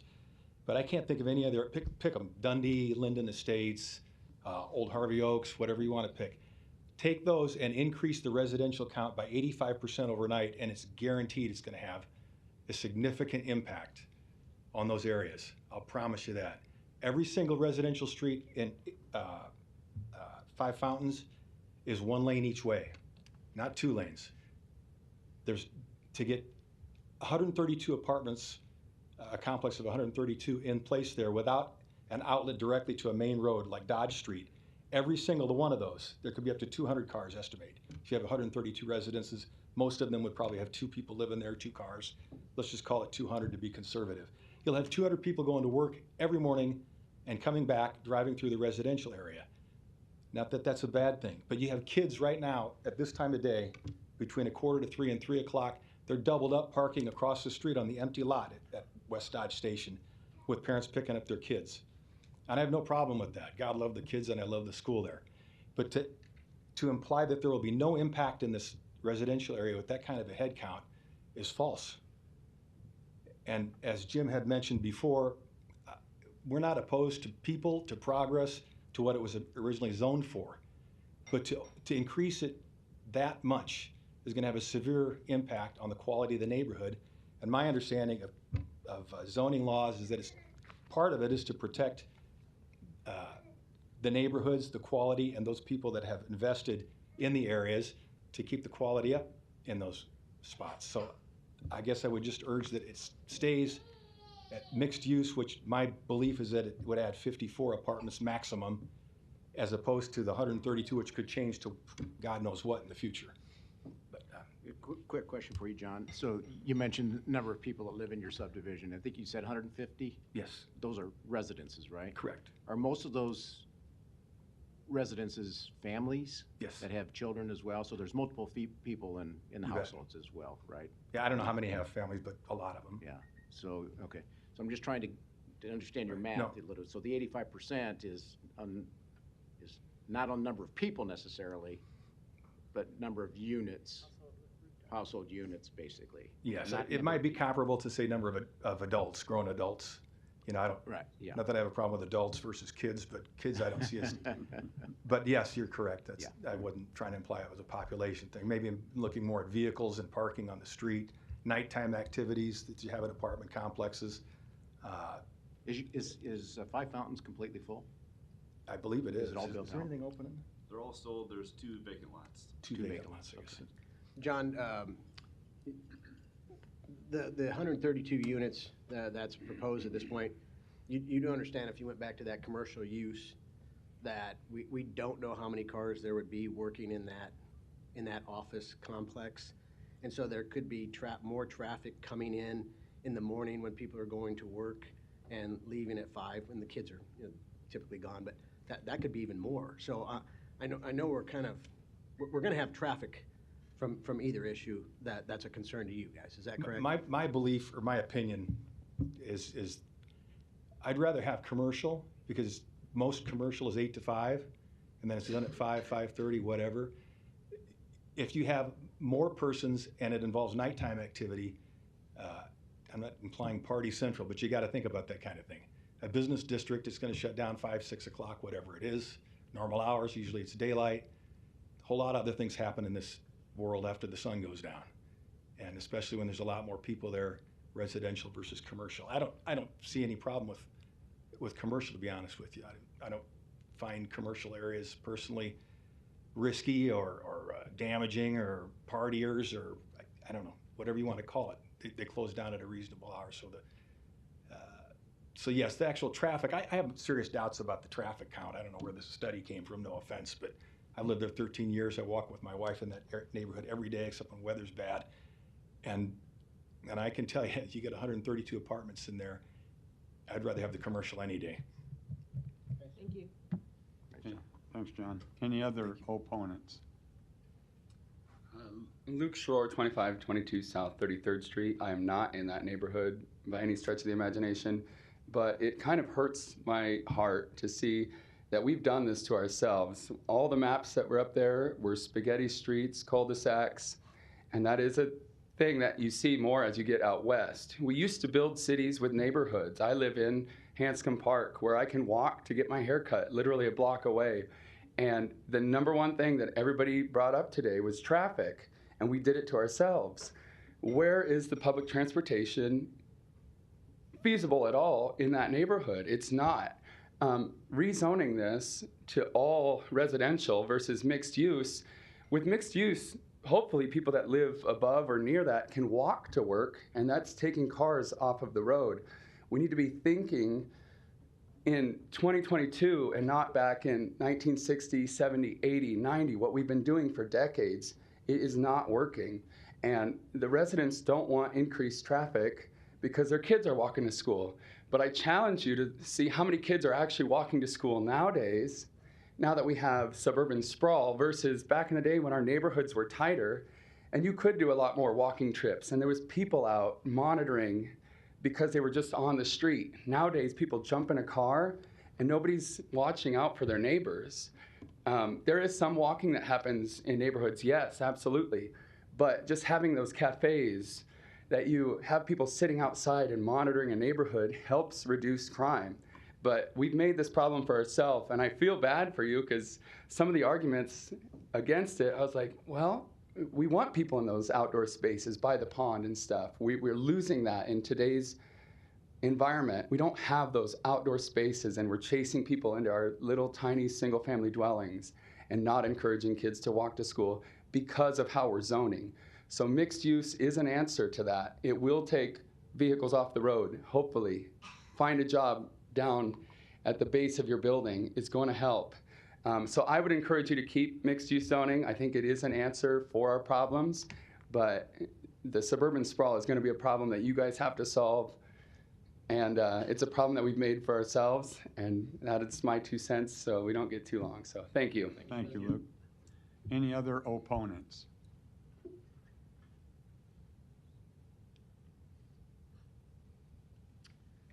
Hi, my name is Patty Velasquez. I live on California Street, 18664 California. So I'm reiterating about the traffic because I live on that street. And when my grandkids come over, they want to play in the front yard or in the backyard. But, you know, if we want to encourage families to live on that street, we also want to be careful that they're safe.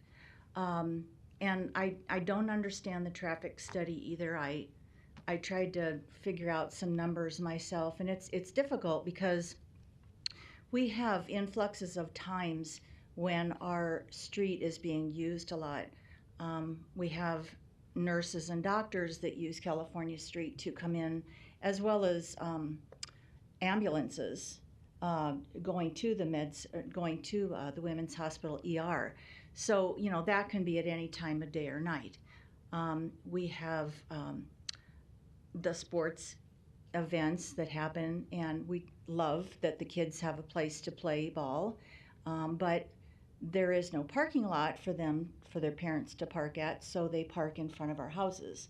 And sometimes they park in front of our driveways, which is inconsiderate, but it happens. So when the study was done, I guess my question is, did that take those events into account. So it's a very, fluctuating times of day that things are being used on our streets. But so that's, again, I just question that study, as others have too. I see how many people in our complex, in our Five Fountains, walk because they walk right past my house. And we walk, the basic trail is kind of going around the fountain and down the trails and then up on Cleveland Boulevard. And so a lot of people are very much regular in their walking their dogs, taking their kids out for walks and that sort of thing. So people use it. And so they use it for cars and they use it for, foot traffic. One of the things that I question, and I don't know how this exactly works this is my first time of being here, but when the gentleman, Mr. Beller, said that they were going to change the entrance and exit for how to get in and out of the apartments, I don't recall him saying where it was going to be. And I am interested in knowing that because it could be right in front of my house. And if that's a possibility, then I would like to know that because I might want to sell my house before they build, because headlights are going to be coming in and out of my home, and my privacy, I guess, is going to be inhibited. So that would be one of my questions on this too. The other thing was that when I'm wondering if it could be used as and I don't believe that this was at the initial meeting. I had COVID, I couldn't go to that, or I would have, but if it was considered a 55 age and older apartment complex, there would be less traffic potentially. That wasn't, as far as the people I've asked from Five Fountains, that wasn't mentioned. But if that's a possibility, then it could be lower numbers of vehicles on the streets. If you're 55 and older, you're probably not going to be driving back to work so much, back and forth. So those are a couple of my questions. Hey, Patty, can I ask you a question? Yeah. You brought up the cars that are parked in the street for sporting events Mhm. there. And we saw video of the cars that were parked in the street. Does the school not allow you to park in their lot? Or is it overflow? 'Cause Yeah, I think well, the school should have adequate parking, I would think, for. I don't know the answer to that specific question. I know that when my own grandchildren come over, we're not allowed to play on the school playground. It's public property, so you should be able to. They have shooed us off and said that we are not allowed to. So there's a potential that they're not allowed to park in the parking lot. I don't know if. So it's a smaller parking lot, so it's potentially overflow. But there is no designated parking. I mean, there is that, I think you called it an egress right away. So, a lot of people will just park up on the grass, and they do that, but then other people who don't have an SUV, or it's just inconvenient to get their little kids out, they'll park in front of our houses. So, Okay, I was curious. Thank you, Patty. thank you. Thanks. Any other opponents wishing to speak? Okay, I'm not seeing any. I'm going to close the public hearing. Brent, I want you to come back up. I do have a question for you. Okay, Brent Beller, 11440 West Center Road. Well, I got a lot of questions for you, but the one I want to make, I was under the impression that the mixed use you could build today is limited to the commercial on the main floor and 54 units. No, so. That was my understanding. and- Just a second. I'm going to ask Eric about that. Eric, am I wrong in that understanding, or where are we at? Yes, the existing mixed-use development agreement from February 22nd, 2010 has two buildings. Each building, 2 floors of office, there's underground parking, 2 floors of apartments. in the calculation, it looks like it was approximately 52,000 of office, commercial, and then 54 units. I can't speak for Brent. Perhaps he's discussing conversations with staff about possible minor amendments or major amendments leading up to it. So, I don't want to put words in Brent. That was kind of the takeaway that I took away from it. Does that answer your question? Well, I'm still not certain. I guess, let me ask Dave Fanslau. Upstairs in the pre-meeting, Dave, I asked you about this, and I thought you said what has been proposed in the 54 units, that's what is in the mixed-use agreement for that property. Dave Fanslau, City Planning Director. Maybe I misunderstood you. I'm just trying to get a clarification. Yeah, so Dave Fanslau, City Planning Director. I don't remember the specific number. I think what our conversation was, there's 2 floors of office, 2 floors of residential, which is equal, right? So you do 1 to 1, 2 and 2, 3 and 3. So I wasn't aware of the 50. When we talked earlier today, I wasn't aware of the exact unit count that was in the approved plan, the 2010, as Eric referred to. Okay, I thought I had asked you that. It says in the proposal that it's 54 units. Okay, so, okay, Yeah. I have the page here. Brent, is it 54 in the one building, 28 in the second? I think it's 54 total, I think, if I'm. Yeah, it's a little under the unclear because it exist- calls out certain buildings, phase 1, phase 2. Correct, and then it only has 1 floor, and there's 4 floors, so there's 3 and 4. But that plan did reference the development plan that was in the existing mixed-use agreement called for a minimum of 50% of this property being multifamily, and it was proposed under that plan. Remember, plans are plans, 54 units. It also said that there'll be a commercial component of those buildings, and that commercial component in the plan was referenced as 2 floors of commercial. My point is that if you keep reading that subsection, it states you can actually do less commercial provided that you do more multifamily within that same building. Our policy is equal to or more. Okay, So if you have 1 floor commercial, you could do 3 floors or 4 floors or 5 floors, whatever was approved. I just want to make, so Brent is correct on that. You could go to 132 apartment units. On those 3 floors. On those 3 floors. Well, so here's what the agreement states specifically. Approximately 50,000 square feet, 50% of the site area shall be reserved for office commercial uses only. If a project provides for at least 1 multi-story, multi-use building, a lower percentage of office uses may be allowed. Okay. So I guess I'll get to my commentary later. Okay. Another question Nicole brought up. Right now, you're looking at, is it 132? I thought it was 132 units, but 132. It's 132. That's right now. Is there a possibility your plans are going to change on this? As we sit today in front of this board and these residents, we don't have any intents to do more than 132 units. And all we've ever tried to convey is somebody else, if it's not us, they could come in and do more. That's what's the future land use element of our master plan states. It's unlimited. We're not doing that. Within a quarter mile of Dodge Street, Maple, not Pacific, Center Street. I mean, that's just, those are the rules. Developers and myself, we live by those. Yeah. Okay, there was a number of questions for you. I hope you're keeping notes. I'll try. Yeah, I'll try. I'll start with Patty because those are fresh in my mind. Patty, to answer your question, and those are legit questions I want to make sure we're clear on. So we actually moved the entrance over here. So on this eastern side, so that most folks will exit and we presume go east into the mixed use.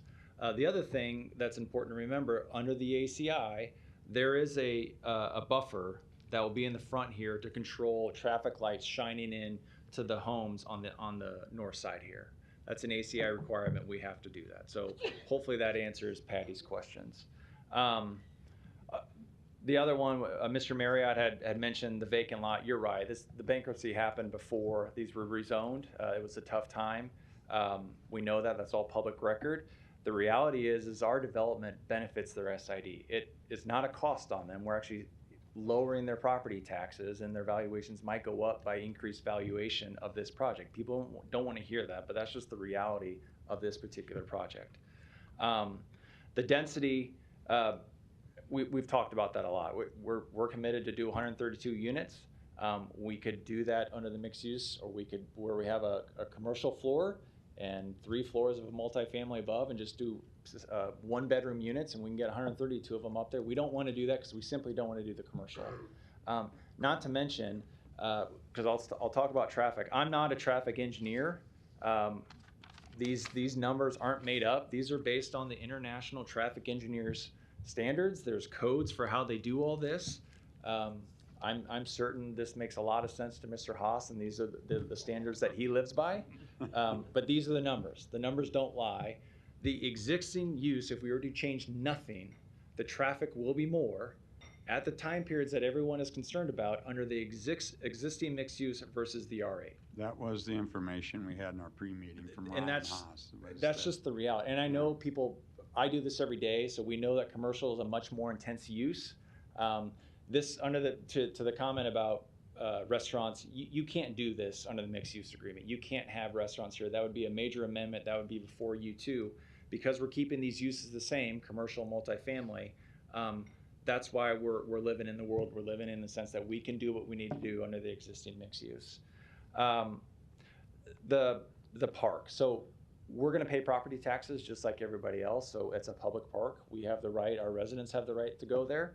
The fountains, as I understand, is an association expense. I don't know if those are public or if those are private. If those are a private amenity for the residents of 5 Points, number one, we're technically in that subdivision, this lot, whoever's here has the right to do that.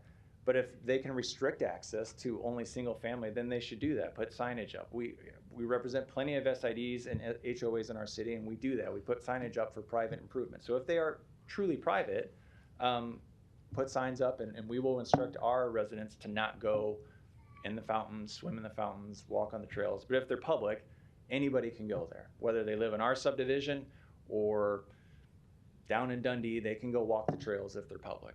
The traffic we've talked about. I mean, this was all master planned many years ago by engineers that signed off on the traffic from the hospital, having an overpass here and traffic coming in here. I am sensitive. I have children myself.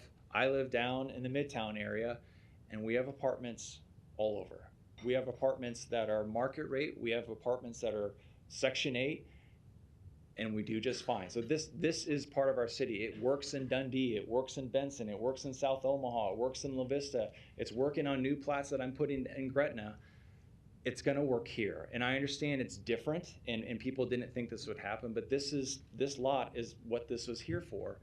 And I hope that we can just be accepting that Urban Village is a top-notch developer. They are an owner. They are an operator. They operate as their own general contractor. They manage all their own properties. They are homebred. They live in Omaha. They have a track record. If you go look at the landlord registry, look at how many complaints are against them. Any? They operate a first-class operations. They're dumping $35 million into this lot. The last thing that they want to do is for it to go to crap or have their tenants destroy it or affect their neighbors. They want to be a good neighbor. Hey, Brent. Patty had asked, is this an age of 55 and over complex? It's not. And then do you happen to know the rents on what a one-story and a... Yep. I'm sorry, one bedroom, 2-bedroom are? This is not age, but here is the play if you're a developer.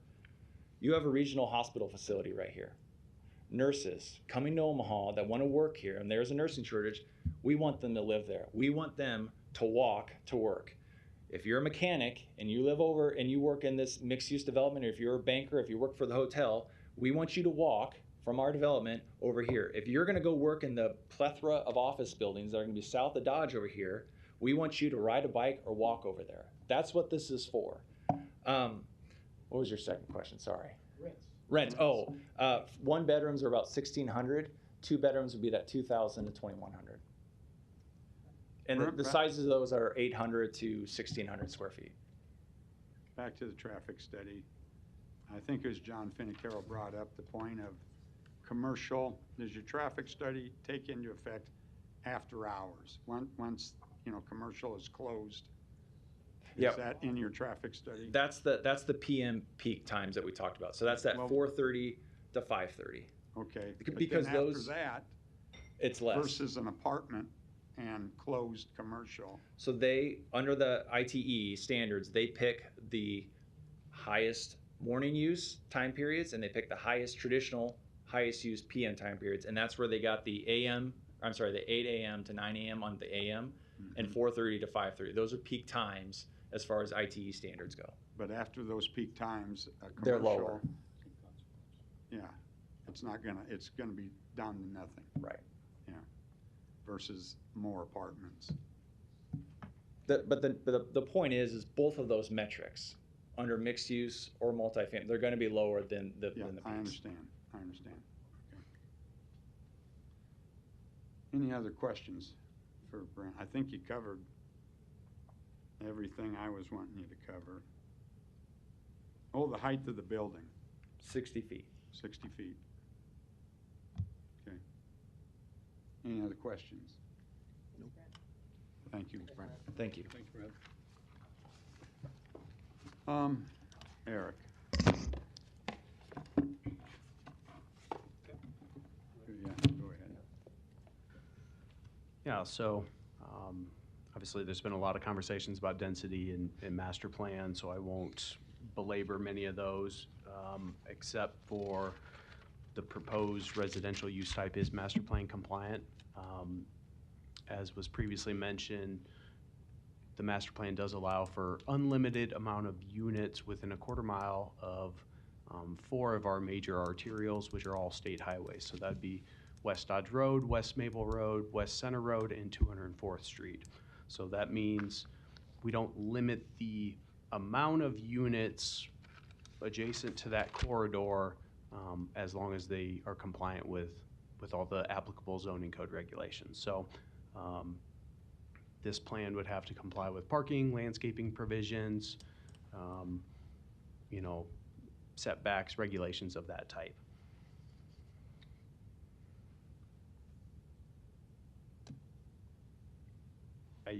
I don't know if there's any further questions on the original mixed-use agreement.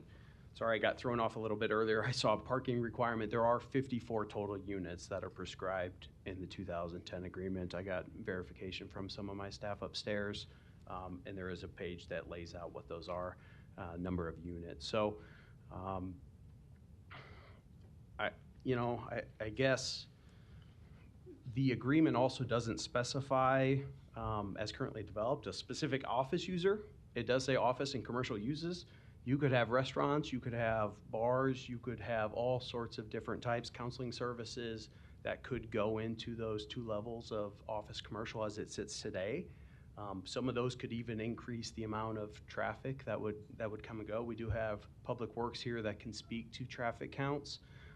But yes, generally with the proposed use of multifamily, you do see a spreading out. We've talked about this because we have had a lot of apartment projects, as you know. I know a couple of months ago we had, I think it was 1,400 units throughout different sites in the city that was on one planning board agenda.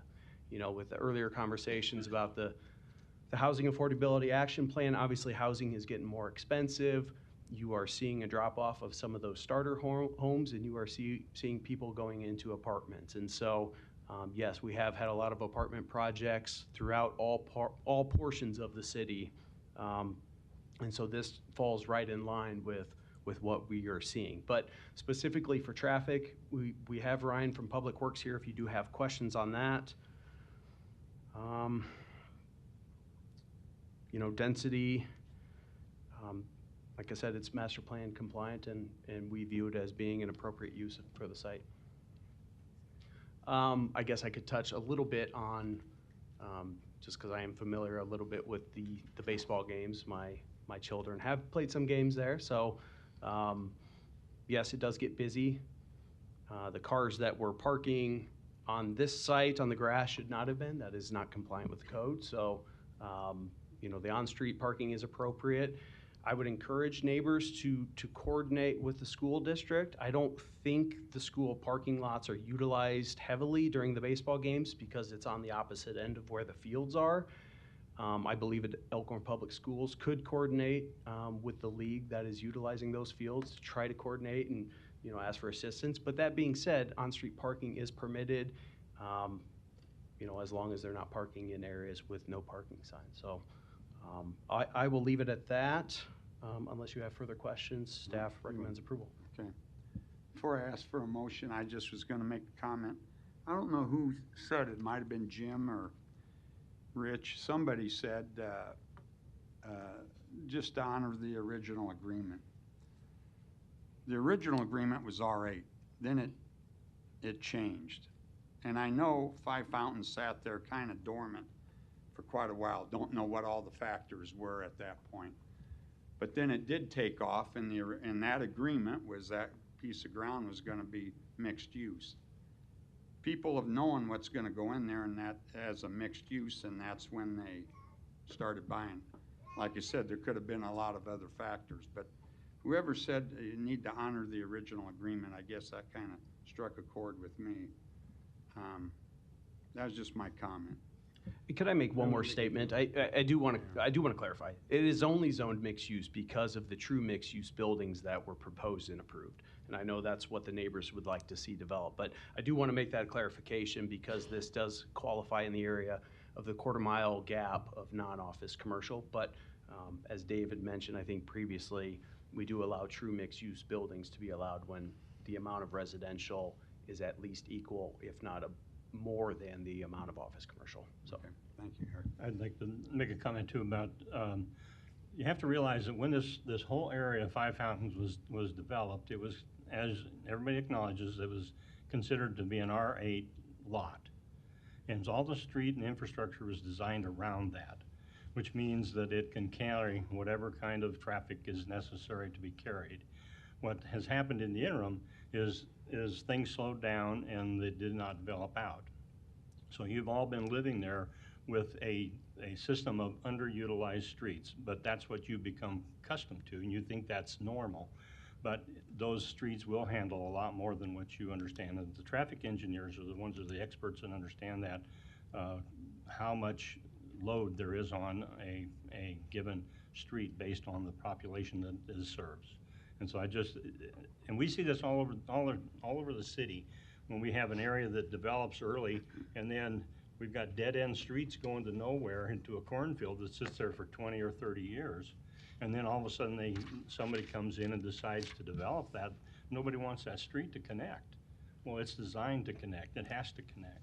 And this is a similar situation to that, where the design that's there is adequate for what this use is. This is, as has been demonstrated, it's actually a somewhat lower usage than what could actually go there. Okay, any other comments, questions? Do we have a motion? I'll move approval of the rezoning from MU to R8 district. Second. We have a motion and a second. Debbie, please record the vote. Moore? Yes. Morris? Yes. Pate? Yes. Rosacker? Yes. Franklin? Yes. Mr. Chair? No. Approved 5-1. Okay, thank you all for coming down. Thank you all. Moving on, agenda item number 11. This was on consent. It was taken off. It's case C10-22-291. Applicant Anyade Tamaru, hope I said that correctly again, request rezoning from R435 to R5, location 4206 Ohio Street. And to remind everybody, this was on for layover. May we hear from the applicant, please? So I'm representing the applicant. My name is Melisha Potter, I'm property manager with MP Dodge, 8601 West Dodge Road. And my client is wanting to convert her single-family home to a duplex, and is needing to change the zoning to do so. Okay. Thank you. Any other proponents wishing to speak? Seeing none, are there any opponents? Seeing none, close public hearing. Additional comments, questions from the board? Eric? Yeah, so, Ms. Potter, I'm not sure if you have the staff recommendation report or if your client has that. We recommended layover just for some clarification and improved site plans. What's proposed is a duplex, sort of a front back-end unit from the existing single-family home. We had some concerns just because the site plan was not code compliant. I guess specifically, how will parking be addressed is one of the first and primary concerns about staff. You know, is it feasible? Where would that parking be located?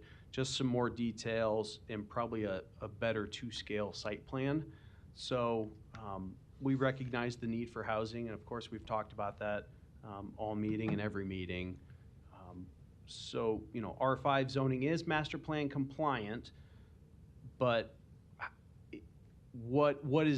how realistic is it, and where would the parking be? Because with adding a second unit, you do have increased parking requirements. So that was one of our concerns and why we are recommending layover. So I guess I would open it up, Ms. Potter, if you would like to speak. Yeah. Obviously, we can't, you know, present a plan as you sit here today, so I don't think our layover change or recommendation would change, but I'm willing to hear you out if you have any Since Eric called commentary. you up, you're welcome to speak. Please give your name and address again. Oh, okay. Melisha Potter, 8601 West Dodge Road. I do have this. I don't know if it'll show up on my thing. This is just the Google Maps. Google Maps of the back of the house. There is an alley here that they could put like a parking pad back in the back of the house to suffice for the parking arrangements. Okay. So you just have to tighten it up a little bit. Work with the city, and you know, they might be able to help you with you know, after you come back with your plans about what needs to be. Are you saying like paper? Like Yes. through the thing? And this Okay. is a layover, not a no Okay. or a yes. It's a layover. And you just need to work with the city a little further, a little more information. They'll help you through it. And then it'll come back either next month or sometime after that. If it's possible. Yeah. Okay. Yeah, So and- then the only objection then is the parking, is that? Well, that was the first and primary concern. I think the submitted site plan is not up to what is required for a site plan. It does not show property lines, dimensions, things like that. So we do need a more accurate and realistic plan, and Okay. probably a little bit more details on the proposal. You know, it's not common to have a front back unit that's converted from a single family home. So the floor plan does not get into much detail. There's gonna need to be fire rating separation. I don't know if floor plans have been developed with an architect or a builder, but So- more details on how this would realistically work. We don't want to get too far down the process and, you know, be in front of council, you know, and the board has, you know, this right as well. When I look at the plan submitted, it's not realistic. So I think we need improved plans, you know, Yeah. and So the plan for the duplex is that it'd be the basement. So there's not any additional exterior that's changing on the outside of, you know, putting a parking pad there if necessary. It's more so the basement's converted into an apartment unit. okay, and that wasn't represented in the submittal. So we need those details, and you're gonna need a separate ingress and egress for, you know. Yep. So I think better developed plans. Well, I, you know, this isn't something that the city will provide for you. You would have to work with, you know, surveyor, engineer, architect, you know, even home builder, somebody who develops plans and floor plans. And I'm not saying you're going to the level of a building permit submittal, but I think it needs to be realistic and how this unit's gonna be converted. Gotcha. I apologize. I should have been more clear. Didn't mean the city was going to draw your plans for you. Oh, okay. Yeah, you're gonna have to have somebody, an engineer or architect like Eric said, and the city will tell you what will work, what will not work, according to a engineered set of plans. Gotcha. Okay? Thank you so much. All right. Did you give your recommendation? Staff recommends layover. Okay. We have a motion and a second. Debbie, please record the vote. Morris? Yes. Pate? Yes. Rosacker? Yes. Franklin? Yes. Moore? Yes. Mr. Chair? Yes. Approved 6-0. Agenda item number 12 was also on consent. It was pulled off. It was on consent for approval. It's case C10-99-44. Applicant Dragon Storage request approval of a major amendment to the mixed-use development agreement for Waterford Crossing. Location 7110 North 154th Ave. May we hear from the applicant, please? Hello, my name is Mike Welniak, owner of Dragon Storage. Address is 15803 Pacific Street. We've actually had one of these cell towers actually put in one of our other storage locations. They did a great job. I think everybody's concern was cell towers were those old cell towers, those big monsters. These are very slim, they're very small. You really don't notice them out there anymore. So I'd like to see if the planning board would approve of this concept. Mike, real quick, from where the cell tower is going to fit a set going east across your property there, how many feet is that? Going east all the way across your property? So actually the cell It's over 100 feet, correct? Yes. Yeah, all right. Yeah. So So and it's if it fell, if it, to the south of that, that's over 100 feet also, down to the street? Yes. Okay. Yep. All right. Thank you, sir. You bet. All right. Any other proponents wishing to speak? Good afternoon. I'm Michelle Roth, Great Plains Land Services, 508 North Polk Circle, Papillion, Nebraska. I'm actually representing Omaha Cellular Telephone Company, doing business as Verizon Wireless, a party to the major amendment. And I'm here to answer any questions you might have. So. Okay. Thank you, Michelle. My only question, I think this was covered in the recommendation report, but this will not just be a Verizon tower, right? Like any telecommunication company can use the cell phone tower, is that right? Correct. It is built for a co-locator. Okay. It's only 100-foot tall monopole. Verizon will be the owner. Of course, we're renting property from Mr. Welniak, but yes, it would be open for co-location. Yep. Okay. Thank you. Any other proponents? Seeing none, are there any opponents?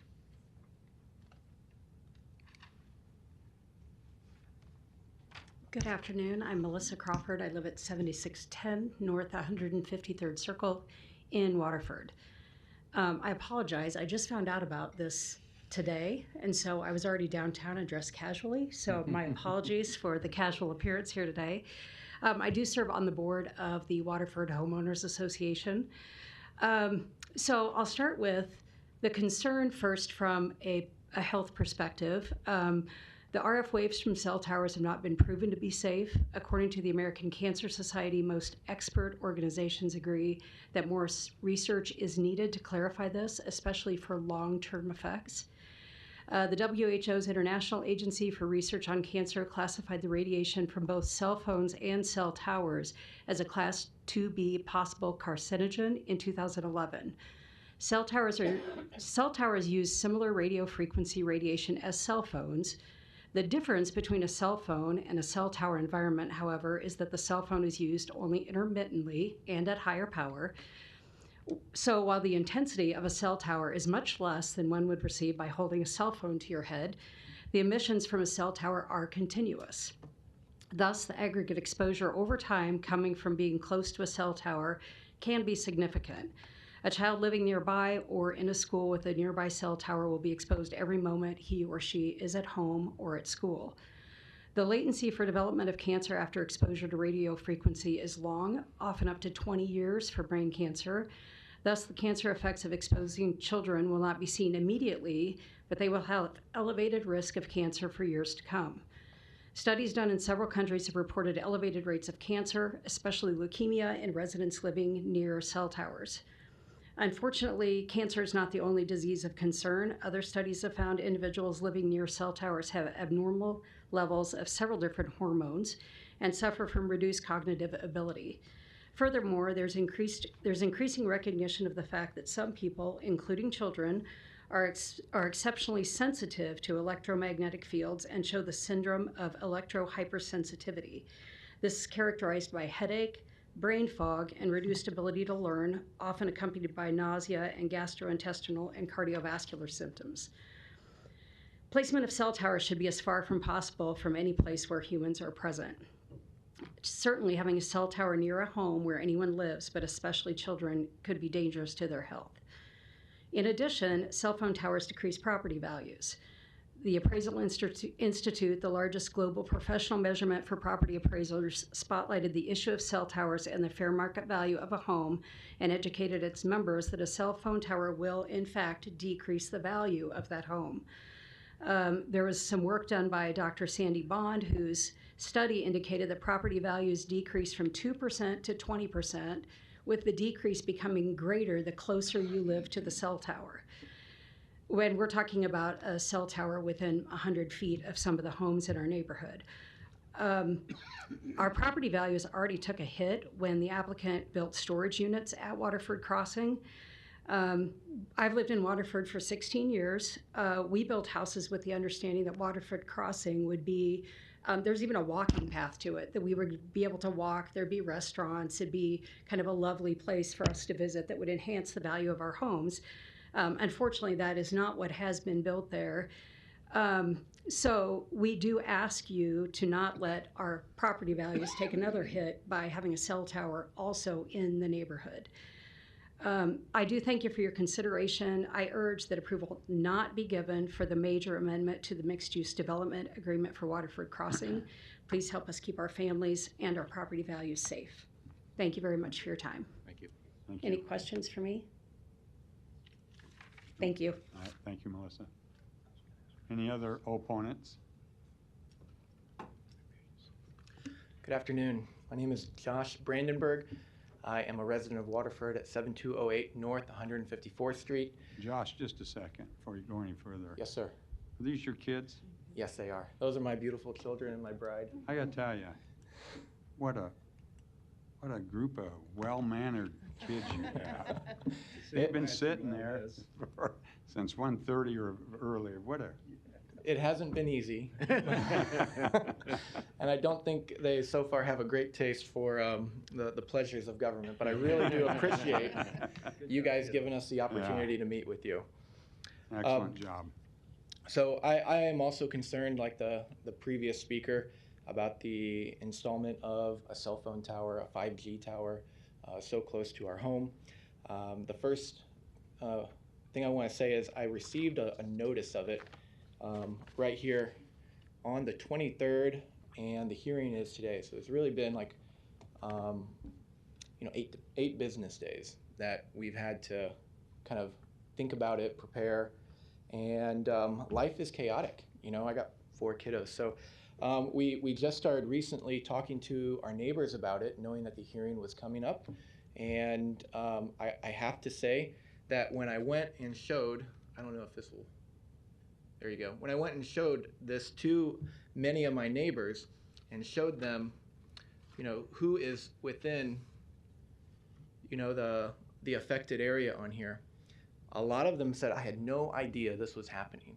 So my neighbors don't know. I really appreciate Nicole with the other HOA who said that their neighborhood got to have a meeting and talk about it and figure out how this will affect them.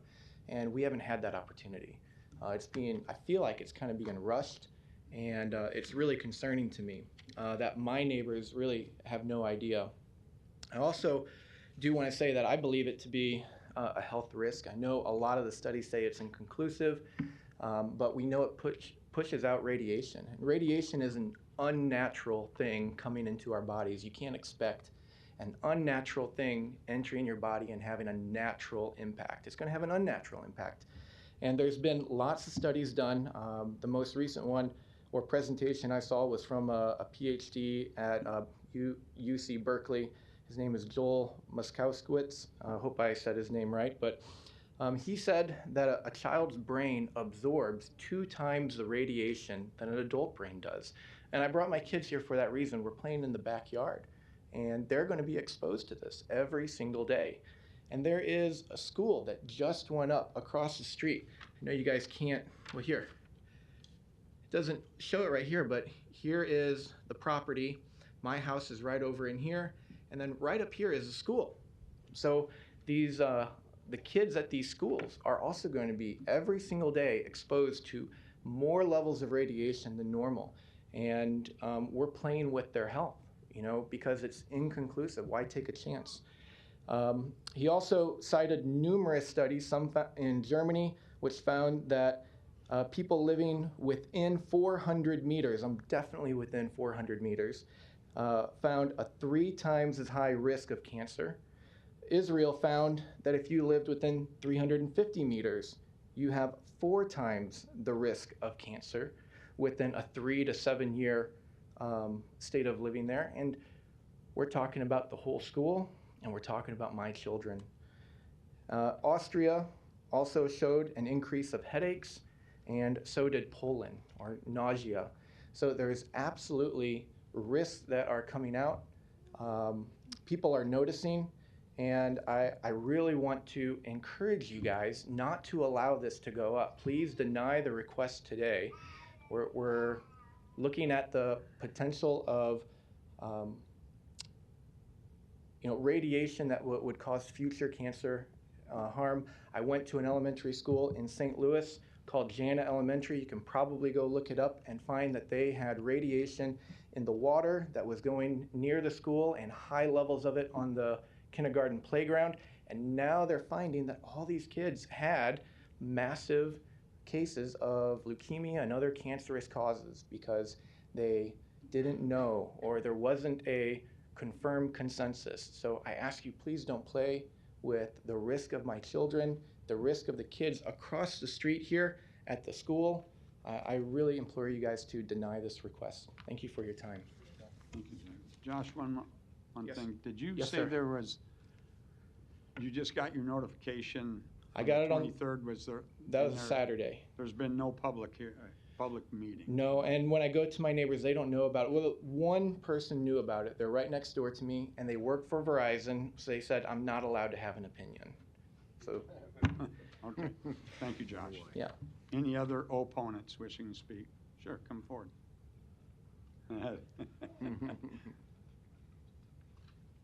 Hi, my name is Sky Brandenburg, and I reside at 7208 North 115. What was your name again? Sky Brandenburg.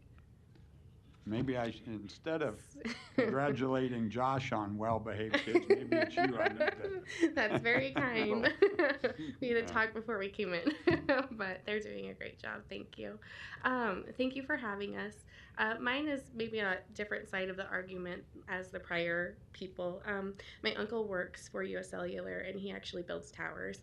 And I called him about this tower, and the second that I spoke to him, he said, "Oh no, that sucks."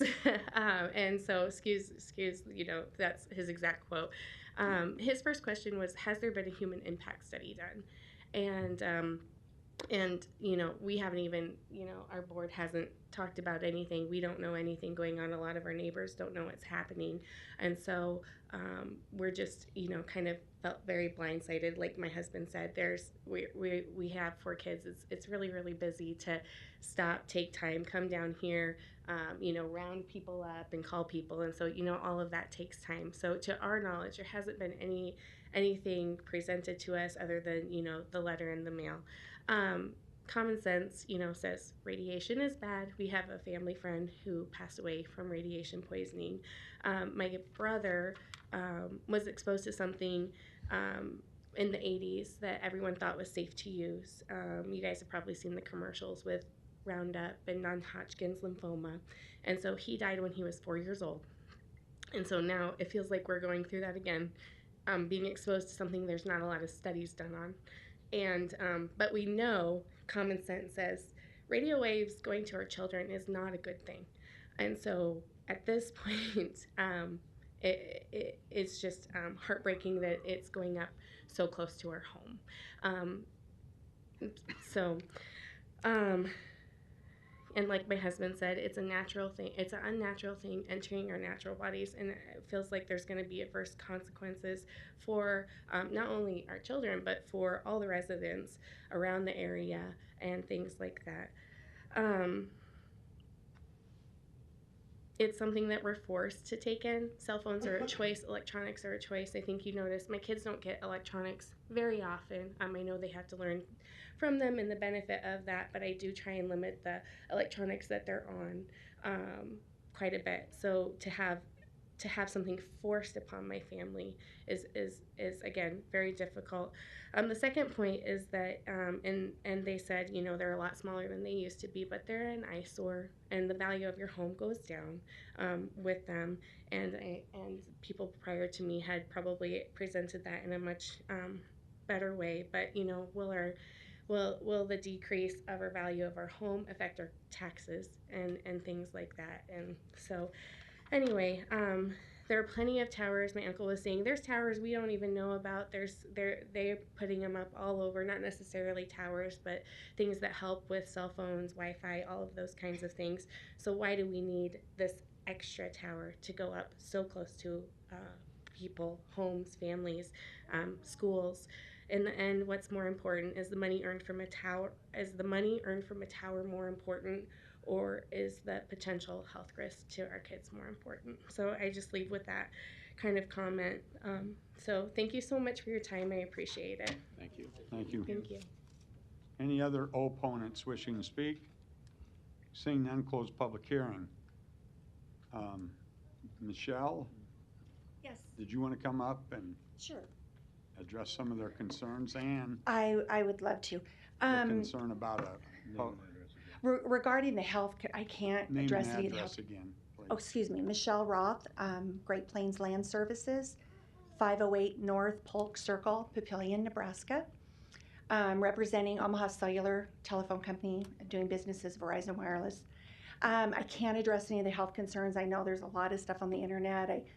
To my knowledge, nothing proven, and I can't address any of that. But I did do a community outreach, and I don't know why these folks didn't get notified. We did send letters out. I worked with planning and got a distro of everyone that was advertised to. We did send out letters. I did a meeting via Zoom.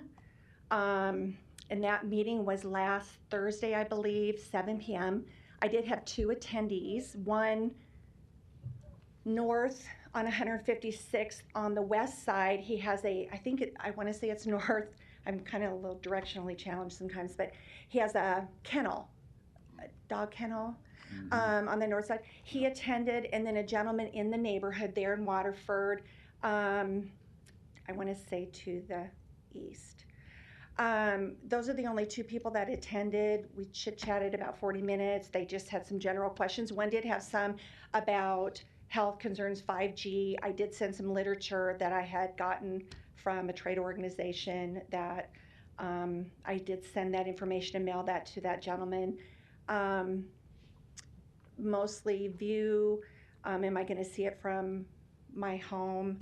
Was the other gentleman's concern where we're going to be blocking traffic, bringing in utilities. I didn't anticipate any traffic blocking at all. I did go over a little bit of the design where we're putting all the equipment in a storage unit. There is a generator there. It's only used for emergency if there's power outage for an extended period of time. You know, we do have a 911 responsibility as well. So that's only to be used in a case of emergency and a long-term outage.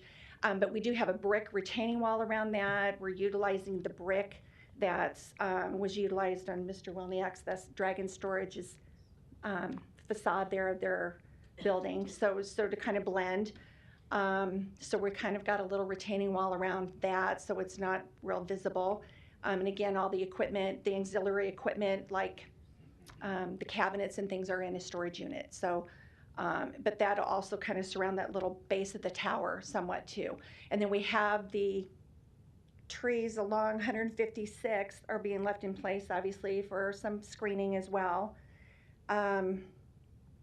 those are just the kinds of things we discussed at the meeting. It wasn't confrontational or anything. It was just wanting some information, and I tried to provide what I could.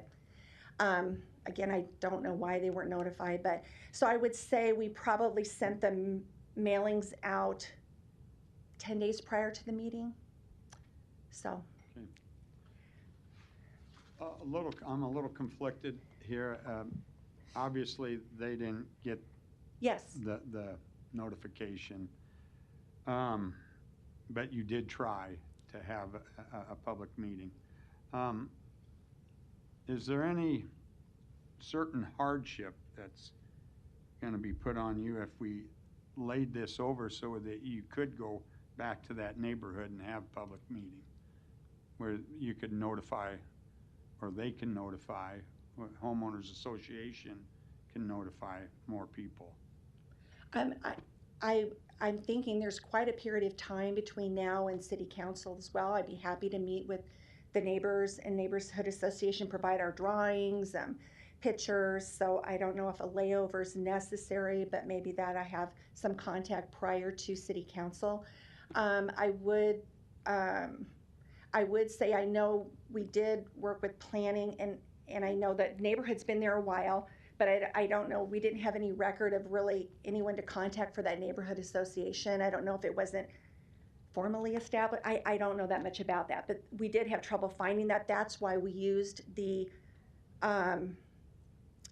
addresses that for the advertisement. That was our best way of getting the information out to the neighborhood, and that's kind of why we used that instead of going. And I did see the neighborhood association and looked at the Facebook page. And yeah, I'm not saying you didn't. No. Yeah, I'm just giving you all my attempts, you gave know. effort, yes. Yeah. Melissa, did you say you're the head on the homeowner association? Yeah, I'm on the HOA board. I'm the Okay. treasurer on the HOA board. All right. So if you did want to have public meeting and the board decided to I'd be happy play to. this, she's here, so. Yep, I would definitely be happy to do that. Okay. Any additional comments, questions from the board? Okay, thank you. You're welcome. Eric.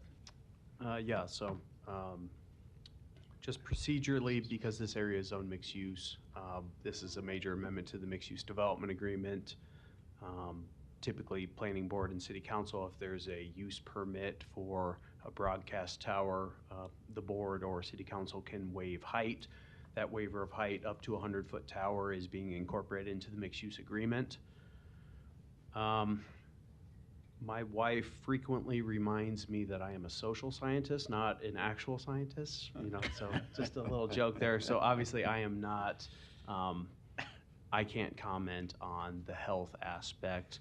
I can say that is a common theme that we've heard over the years. That the city of Omaha approved many cell towers dating back to 1997, I think is when it kind of took off. And you look at those agendas and there were multiple special use permits on each agenda. So that's a 25-year time period.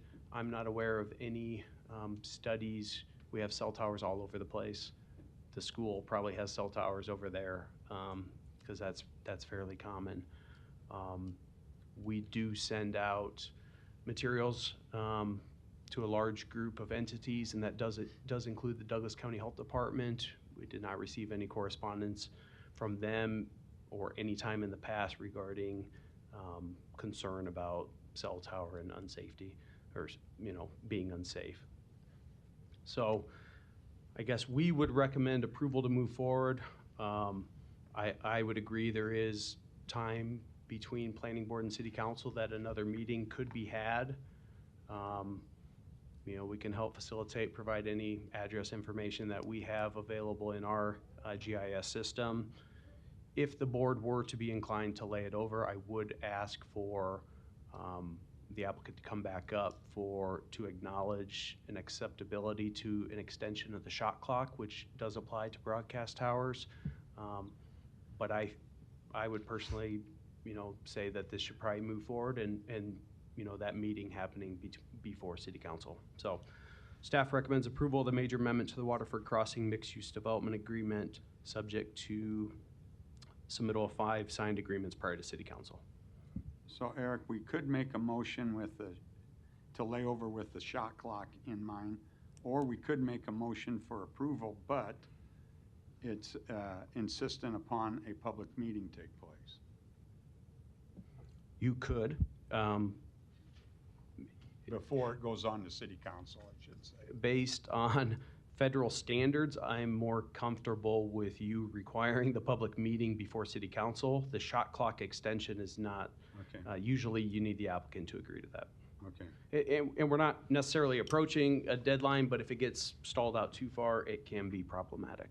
All right. Thank you, Eric. Do we have a motion?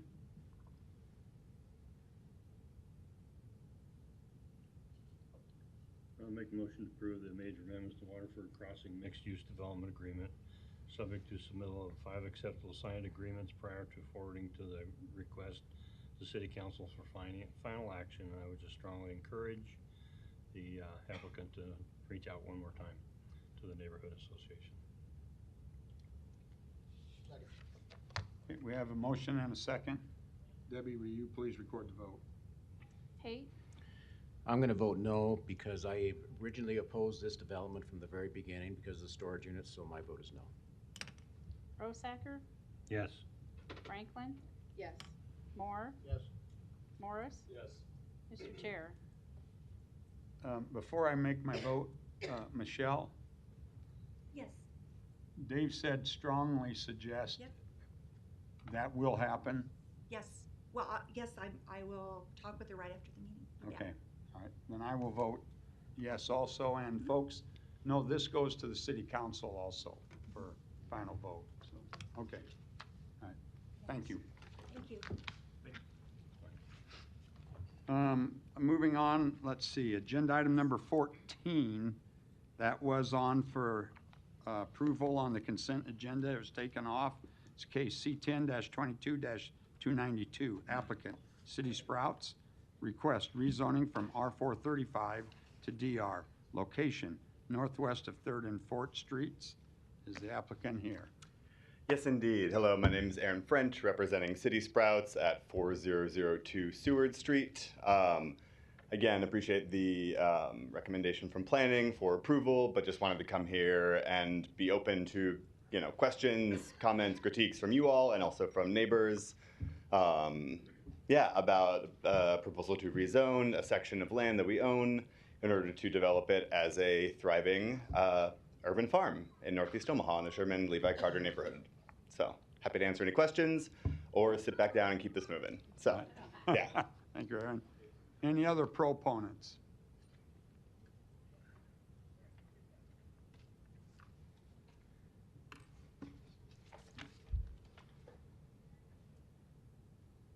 Some letters, excuse me.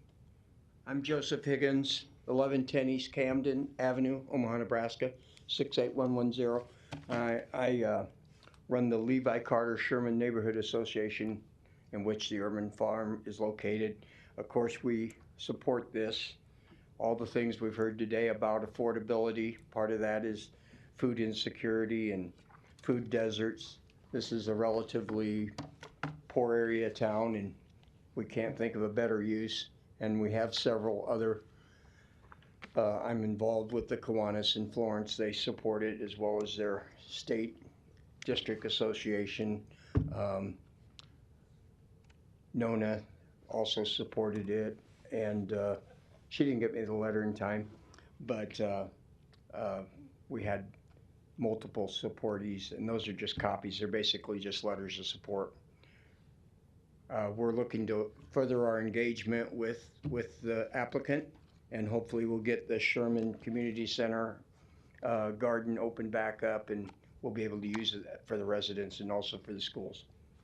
That's all I got. Any questions? Okay, thank you, Joseph. Thanks, Joe. Any other proponents? Okay, seeing none, are there any opponents? Any opponents? Okay, gonna close the public hearing. Joseph, did you pull this off the consent?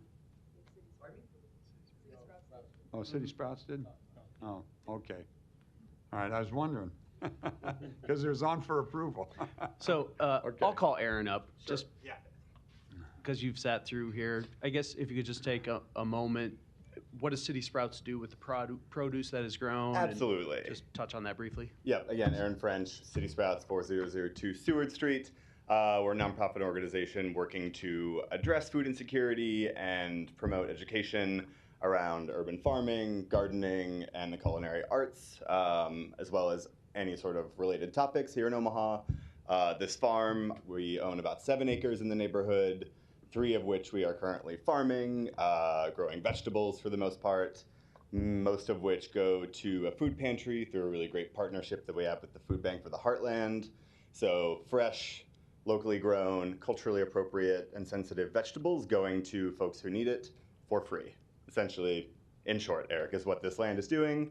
The proposal is really for infrastructure development, right? So we've made it through 1 growing season so far with just a shipping container and a tractor parked out in our field. We're hoping to build a greenhouse, a pole barn, so we can make this sort of more of a campus, place where people can come to learn about what we do, all while remaining in the crop production use of the development reserve zoning category. So. That's interesting. Where does your funding come from? All over. So generous donors here in Omaha, family foundations, the USDA, the Nebraska Department of Ag. So yeah. I've taken a bread making class Oh, there before, okay. so I. There we go. We have another one coming up in like 2 weeks, I think. Sourdough I'll have making. to look Yes. at Yeah. that Yeah. So. Can I become a chef like I see on TV? You know, if you come to enough workshops, you probably can. Yeah. I can't boil hot water. Aaron, if you had said, if you said earlier that you had pulled it off just to talk about, I'm sorry if I missed it, I was taking notes. That's totally fine. Yeah, I think that's part of like keep just track of where I wanting to was. be open, transparent, Okay. good neighbors to the folks in the neighborhood. So yeah. All right. Great. Yeah. Thanks, Aaron. Appreciate it, y'all. Yeah. Thank you. Staff recommends approval. Do we have yeah. We have a motion and a second. Debbie, please record the vote. Rosacker, Yes. Starting to Franklin. Yes. Moore. Yes. Morris. Yes. Pate. Yes. Mr. Chair, Yes. approved 6-0. Agenda item number 16, case C10-22-295, C7-22-296. Applicant Mount Calvary Lutheran Church request rezoning from R435 and R535 to R5 with approval of a major amendment to the presumed conditional use permit pursuant to section 55883Q to allow religious assembly in the R5 district. Location, 5601 Leavenworth Street. Hello, I am Caleb Van Wilden with Lamper and Earson, 147110 West Dodge Road, here on behalf of the applicant. If you can turn the projector on here, just a picture of the site. This essentially is the addition of the parking lot on the northeast corner of the Mount Calvary Lutheran Church site. This is approximately 19 stalls. We have met extensively with city planning on this site already. We have been to a pre-app meeting and gone through a site plan review process. I believe this plan complies with all the recommendations we have heard to date, and we're here to answer any questions. Thank you. Any other proponents? Mr. Chairman, members of the board, my name is Gary Garnett, 1702 Ontario Street, Omaha, Nebraska, 68108. I'm chairman of the Board of Trustees at Mount Calvary Lutheran Church, and this project falls under my umbrella. A number of years ago, one of our members passed away, and her estate left us a generous gift for 2 areas, 1 being scholarships and 2 the major improvements. And she only had 1 request under major improvement, and that was expanded parking, and we're here today in an attempt to honor that request. Part of my responsibility, and by urging, of course, by our engineering firm, was to meet with the neighborhood associations. I contacted Exarban Elmwood Park, their leadership, met with the president in her dining room, met her 2 dear cats. We had a wonderful discussion. She had 2 concerns, one being overflow parking from the church just to the east of us, and our particular project. My response to her was, number one, our overflow parking currently does not go on 55th Street. They typically use Marcy Street, which is the south of our campus. Her second concern was the removal of our church house. We told her our project could not work with the house still in existence. Not only are we demolishing the house, we've already removed our playground and a 121-year-old maple tree and a 65-year-old tool shed. And we have a little bit more to go before we start. And we haven't even turned a blade of dirt yet for the parking lot.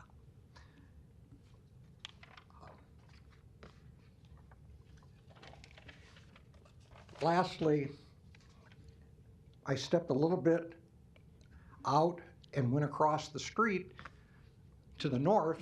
That is another neighborhood association, Dundee Memorial Park. I reached out to their leadership via Zoom, met with the president and their board, received very positive comments. One being, that's the church with the beautiful light tower. They are good neighbors. Mr. Chairman, I would ask for rebuttal time in case there's any opposition. Okay. Thank you. I'll be available for questions. Any other proponents? Seeing none, are there any opponents? Come forward, give your name and address, please.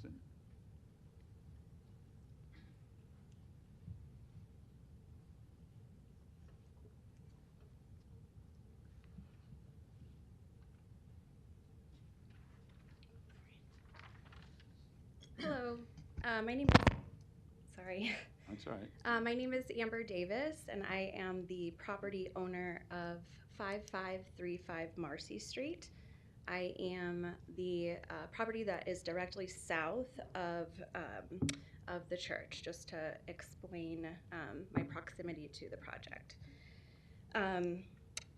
First, I want to just state that obviously the church is a very welcome neighbor to our street.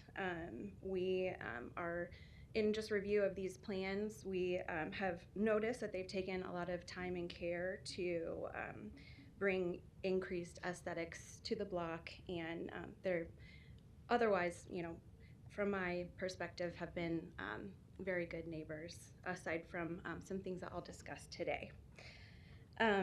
That being said, I would like to note a few things. First, I'm confused by the comment that just occurred in regard to the plans being reviewed by those in Exarban and Elmwood Park. I have spoken to quite a few of my neighbors, and to my knowledge, I do not believe that we were notified of this. I'm not sure if that was just a review, you know, with the city council or whom that was reviewed by, but I do not believe that I was notified of this to be able to ask further questions.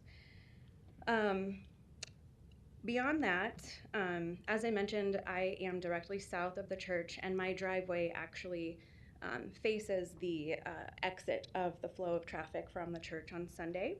You're on Marcy Street then? Yes. On the south side of Marcy. Correct, yes. Mm-hmm. Yes.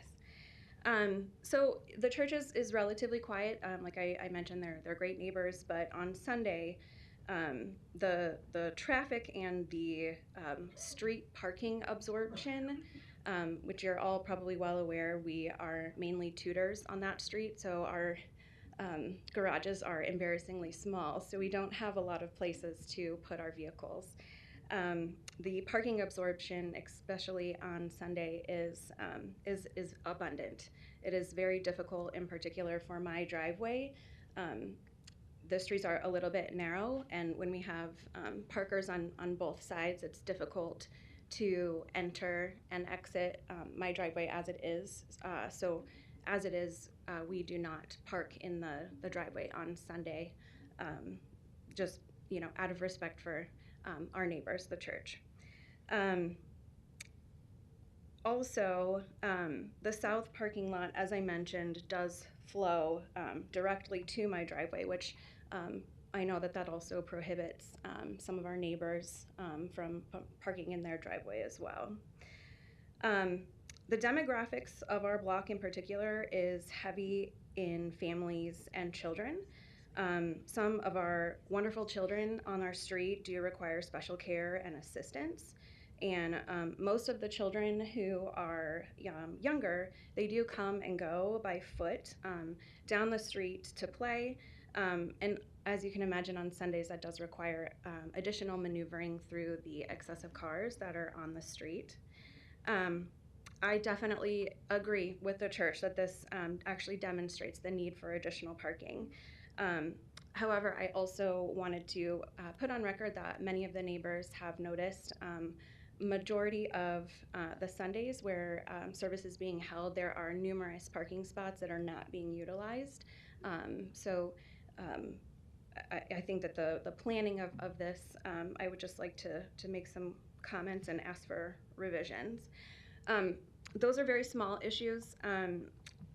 Unfortunately, after hours, this is activity not related to the church, but we do have a severe problem with very disruptive noise of people who are not associated with the church, presumably. If the pastor's preferred weekend activities are partying in the church parking lot, I'm very disappointed that I have not been invited as his neighbor.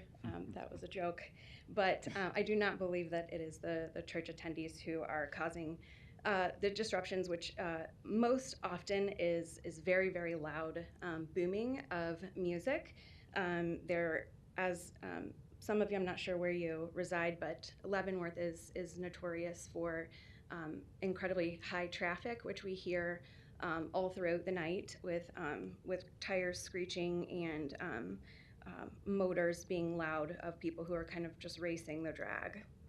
Amy, can I ask you, or I'm sorry, Amber? It's okay. I'm sorry. Sure. Have you contacted the church maybe on the next business day when they're in, letting them know that there are people possibly illegally using their property? I haven't to this point. Like I said, I really appreciate the church being there. I've never had any issues with them beyond this.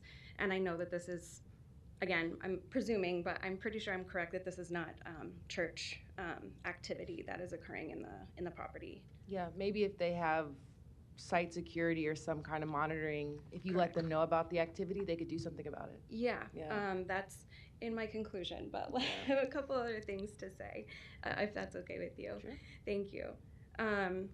So right now, the traffic of Leavenworth is barricaded from overflowing into Marcy by obviously just the proximity of the church. They do have an additional parking lot to the west, but they have installed permanent concrete barriers there, which does not allow vehicle traffic to cut through. In addition, there are streetlights to the west and east of our section of Marcy on Leavenworth that prohibits restricts the flow of traffic from coming directly into our neighborhood. The church, my apologies. Again, I agree with you. I think that this definitely demonstrates the necessity of a little bit of further control measures, in particular if we're adding another lot and a direct thoroughway that's going to open up directly to our street. So my request is for a question to be clarified on the record or stipulations to be included within the plans. I'm sure you've all reviewed the plans. It does make note of a gate, which will be used to control the flow of traffic. However, there's not stipulations surrounding that of how that will be controlled. As it is currently existing, we are in need of some supervision of the lot. I agree with you. I'm more than happy to bring that up with the church, and I'd actually like to work in in hand with them, but also with this piece with this information being processed, I think I would like to request that there's something within this to stipulate a little bit more security measures, specifically to require accountability of the gate being locked outside of church times, which is really the majority of the problems, the problem times. In an ideal scenario, I would be fully opposed to the addition of a drive in any capacity that allows the public vehicle access to flow from the high-density Leavenworth that is coming at dangerous speeds potentially through our neighborhood. But as I mentioned, I would like to work cooperatively with the church. So I have a few things for consideration that I think also may be beneficial that I'd like to propose. One is just to completely remove the gate and amend it to require permanent barriers that are coming through, to prevent traffic coming through the new driveway. That would obviously allow for additional parking, but it would also allow churchgoers to walk through the parking lot. It would allow our neighborhood residents to walk through, our children to walk through, but still allow the additional parking that the church very much needs. Or I'm not sure if it would be possible to put a new traffic light or some kind of a traffic control solution to be installed to try to control the traffic, and in particular, as I mentioned, implementing something that puts some kind of stipulations about the church repercussions if the gate is left open after time. Additionally, if we could put a stipulation requiring some monitoring of the church parking lot, again, for those after-hour disruptions, which really, it's unfortunate, and it is very, very disruptive to us. And that's it. Thank you very much. Okay, thank you. Any other opponents wishing to speak?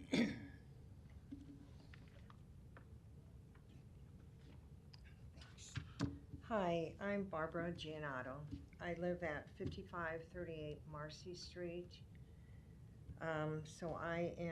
I've lived there 24 years, and their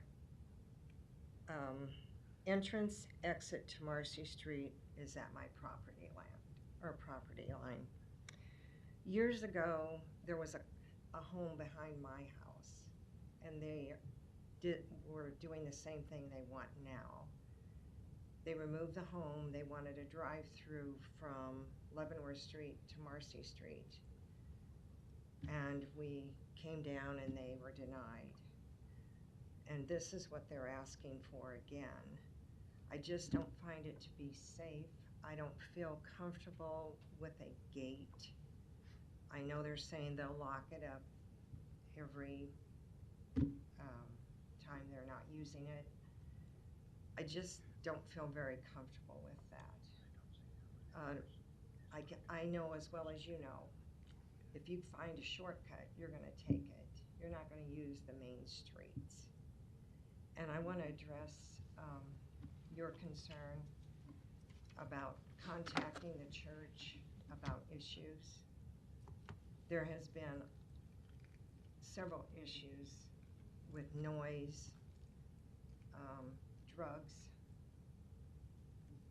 and I was told early on I was supposed to call 911. Did you? Good idea if you see drug activity. That's probably a good suggestion. I had friends over, and they wanted to know what I was talking about because I keep talking about this parking lot and what they're going to do. And so we walked over there, and there was cars parked. And after we walked home, they said, "Did you smell that?" I said, "Yes, I did." And they were smoking because it smelled like skunk.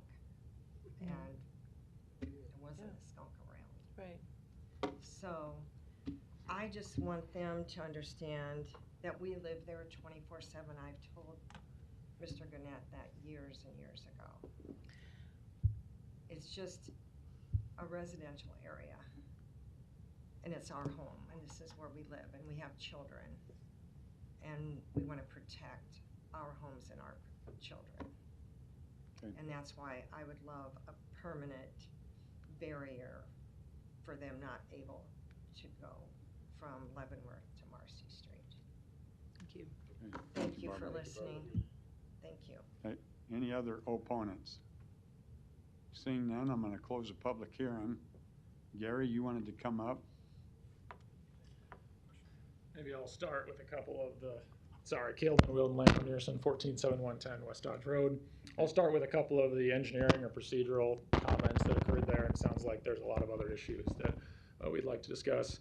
First off, I am sympathetic to some of the issues that were brought up today. To talk specifically about the gate, the intent of that is to be used only during church operation hours, which are Sunday mornings, very much not at those peak times we discussed at length earlier today. That's been shown on the plan from the beginning. It's something that would be operated by the church, and they'd be responsible for opening and closing. I don't believe there's ever been any city staff recommendation to exclude that or to modify that. That has been on there since the beginning. Also, to talk about the flow of traffic, this is not intended to be a thoroughfare or a cut through. Again, only specific times where that would be in use when the church is meeting on Sunday mornings.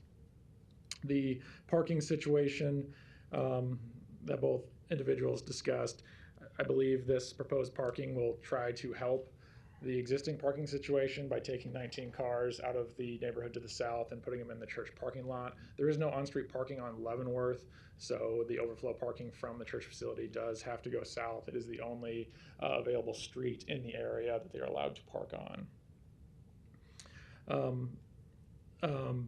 As far as the additional activities and the timing for the church, I'll let Gary speak to that, and I'd love to hear recommendations from city staff. I have never worked through a gate operation statement. Again, we're just asking for a conditional use permit to do the parking lot, and then also to start the process in the rezone. There has also been a plat, an admin plat that is submitted to the city that was at the request of city planning staff.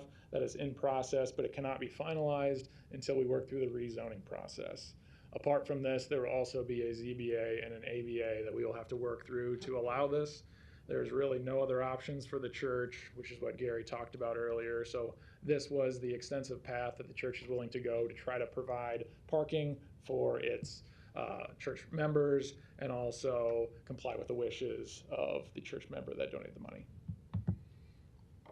Any questions from planning staff on the engineering side of things? I think we're good. All right, thank you. Gary?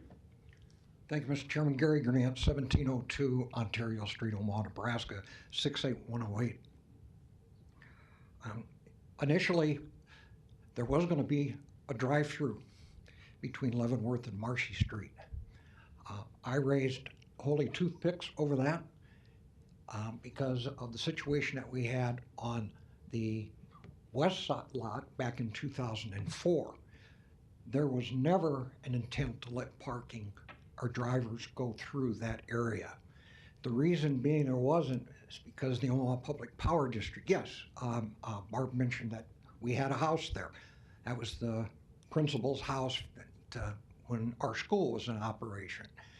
And when we decided to expand the parking back in 2004 or just prior to that, the house and tree that was there and a shed were removed to make that parking lot and our new elevator addition to the building suitable and allowable under city regulations.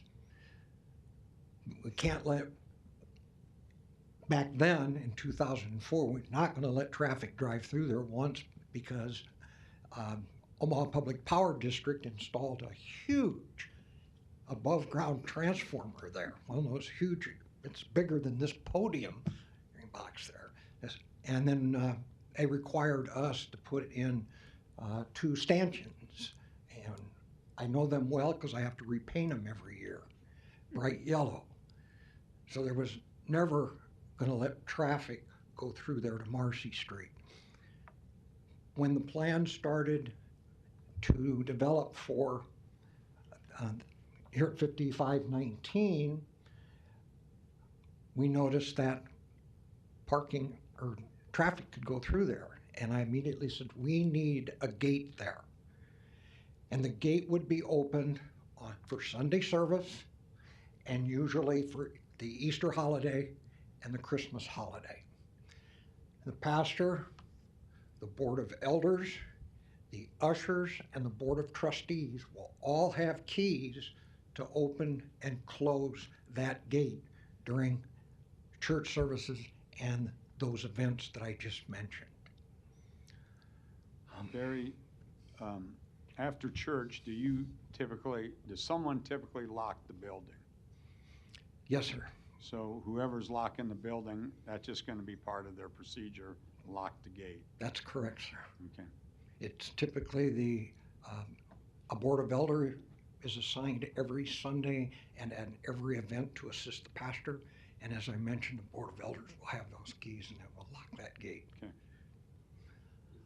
Is the access from the north parking lot to the south parking lot something the city's requiring, or is that something that you guys want? In the new addition, sir? Yeah. That is something that we asked for. Okay. And to allow traffic that came in and used the south lot, that they would have another means of exit going out on Leavenworth Street.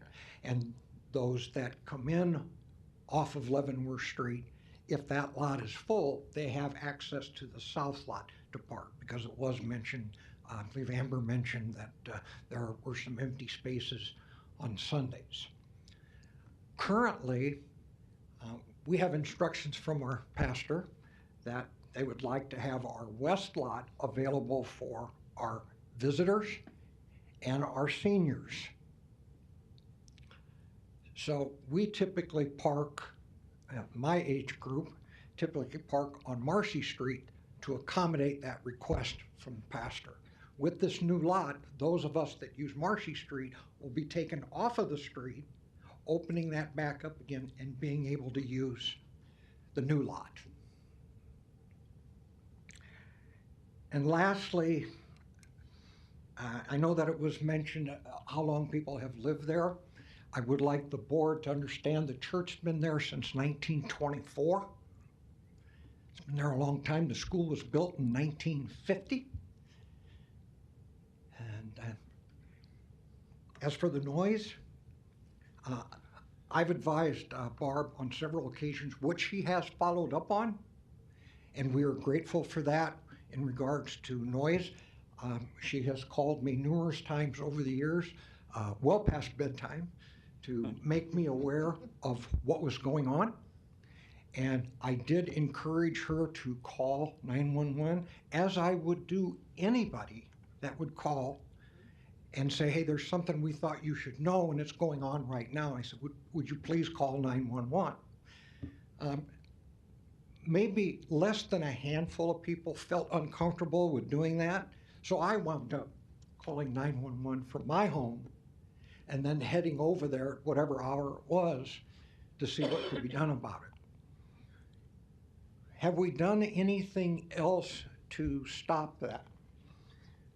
On our west lot, at the entrance of that lot, we have a sign posted warning: unlawful use of this property is prohibited. Same sign on the entrance to the south lot was there. It was stolen. We have a new one on order that will say the same thing. And just prior to the pandemic, the church council met because we were reacting to the concerns of our neighbors in regards to what was going on in the lot after hours. And we thought maybe we could apply for, and I made the suggestion based upon from my previous experience in government, that we apply for the closed property ordinance, where we would have a sign posted, and certain hour to certain hour, if you're on this property and you don't belong here, the police can do an automatic arrest, and they didn't have to call us. I lost that vote by one from the church council. Why?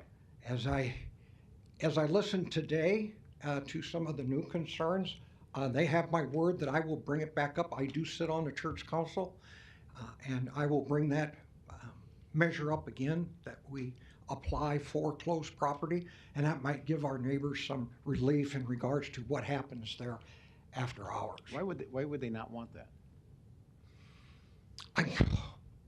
I'm baffled, sir. I don't know. It just seems logical. I thought I had a good argument.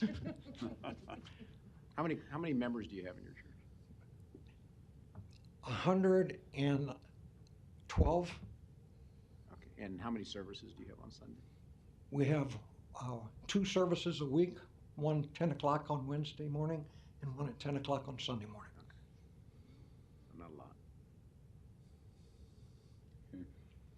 Any other questions for Gary? Thank you, Gary. Thank you. I do have one. Maybe I do have one more question. Okay. Gary, maybe if you could come back up. So, I don't know how expensive they are, but the gate that you're putting in on that new lot there, is there a possibility you could put gates on Marcy Street? Ooh. Truthfully, we've never thought about doing that. Yeah. We had thought about putting an additional gate on the Leavenworth Street side in addition to the one that is right at the edge of the building as you see on the print on the screen. I was just thinking if the current gate, you're asking if we would install one down here off of Marcy Street. Maybe a 2-arm gate or something like that. I can certainly. I threw that out just as a suggestion, just because if there are problems that exist after hours, and you can't get that sign that you want for one thing, which you should be able to do, but that might just control it a little bit. But then it'll cost money. That might inhibit the neighbors if they use that for extra parking when they have parties. Or, yeah, you know. That's true. So I'll jump in there. I typically, when we have gates adjacent to streets or right-of-way, they need to be set back a certain distance from that right-of-way. Typically, it's 25 feet. We do have Ryan Haas from Public Works that could come down, but that's typically what's required.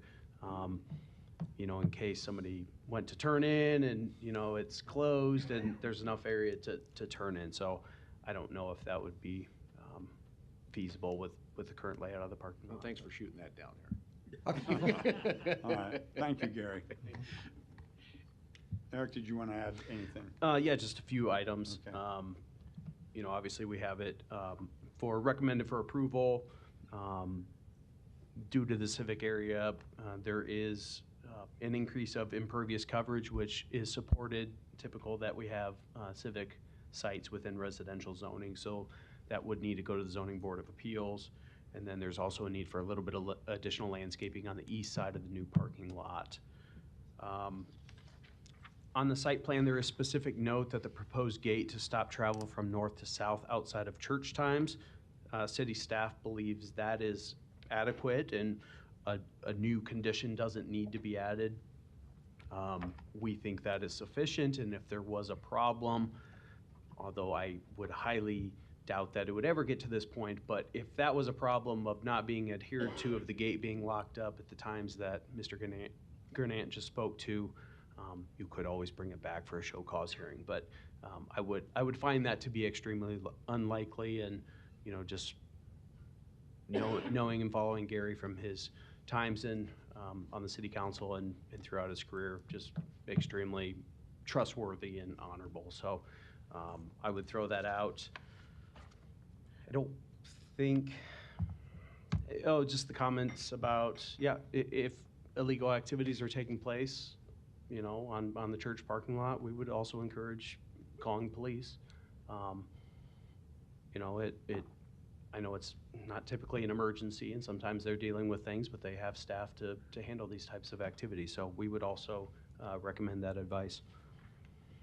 I don't think there's anything else I need to touch on. So staff recommends approval of the rezoning from R435 and R535 to R5, and approval of the major amendment to the presumed conditional use permit. subject to the 7 conditions in the report. Okay, do we have a motion? Motion, go ahead. Go ahead. Okay, I motion for approval of the rezoning from R4 35 and R5 35 to R5. Approval of the major amendment to the presumed conditional use permit to allow religious assembly, subject to the 7 conditions in the recommendation report. We have a motion, a second. Debbie, please record the vote. Franklin. Yes. Moore. Yes. Morris. Yes. Pate. Yes. Rosacker. Yes. Mr. Chair. Yes. Approved 6-0. Moving on, agenda item number 17, case C10-22-294, applicant Southside Redevelopment Corporation, doing business as Canopy South. Request rezoning from R5 to LC, location 3031 Upland Parkway. May we hear from the applicant, please?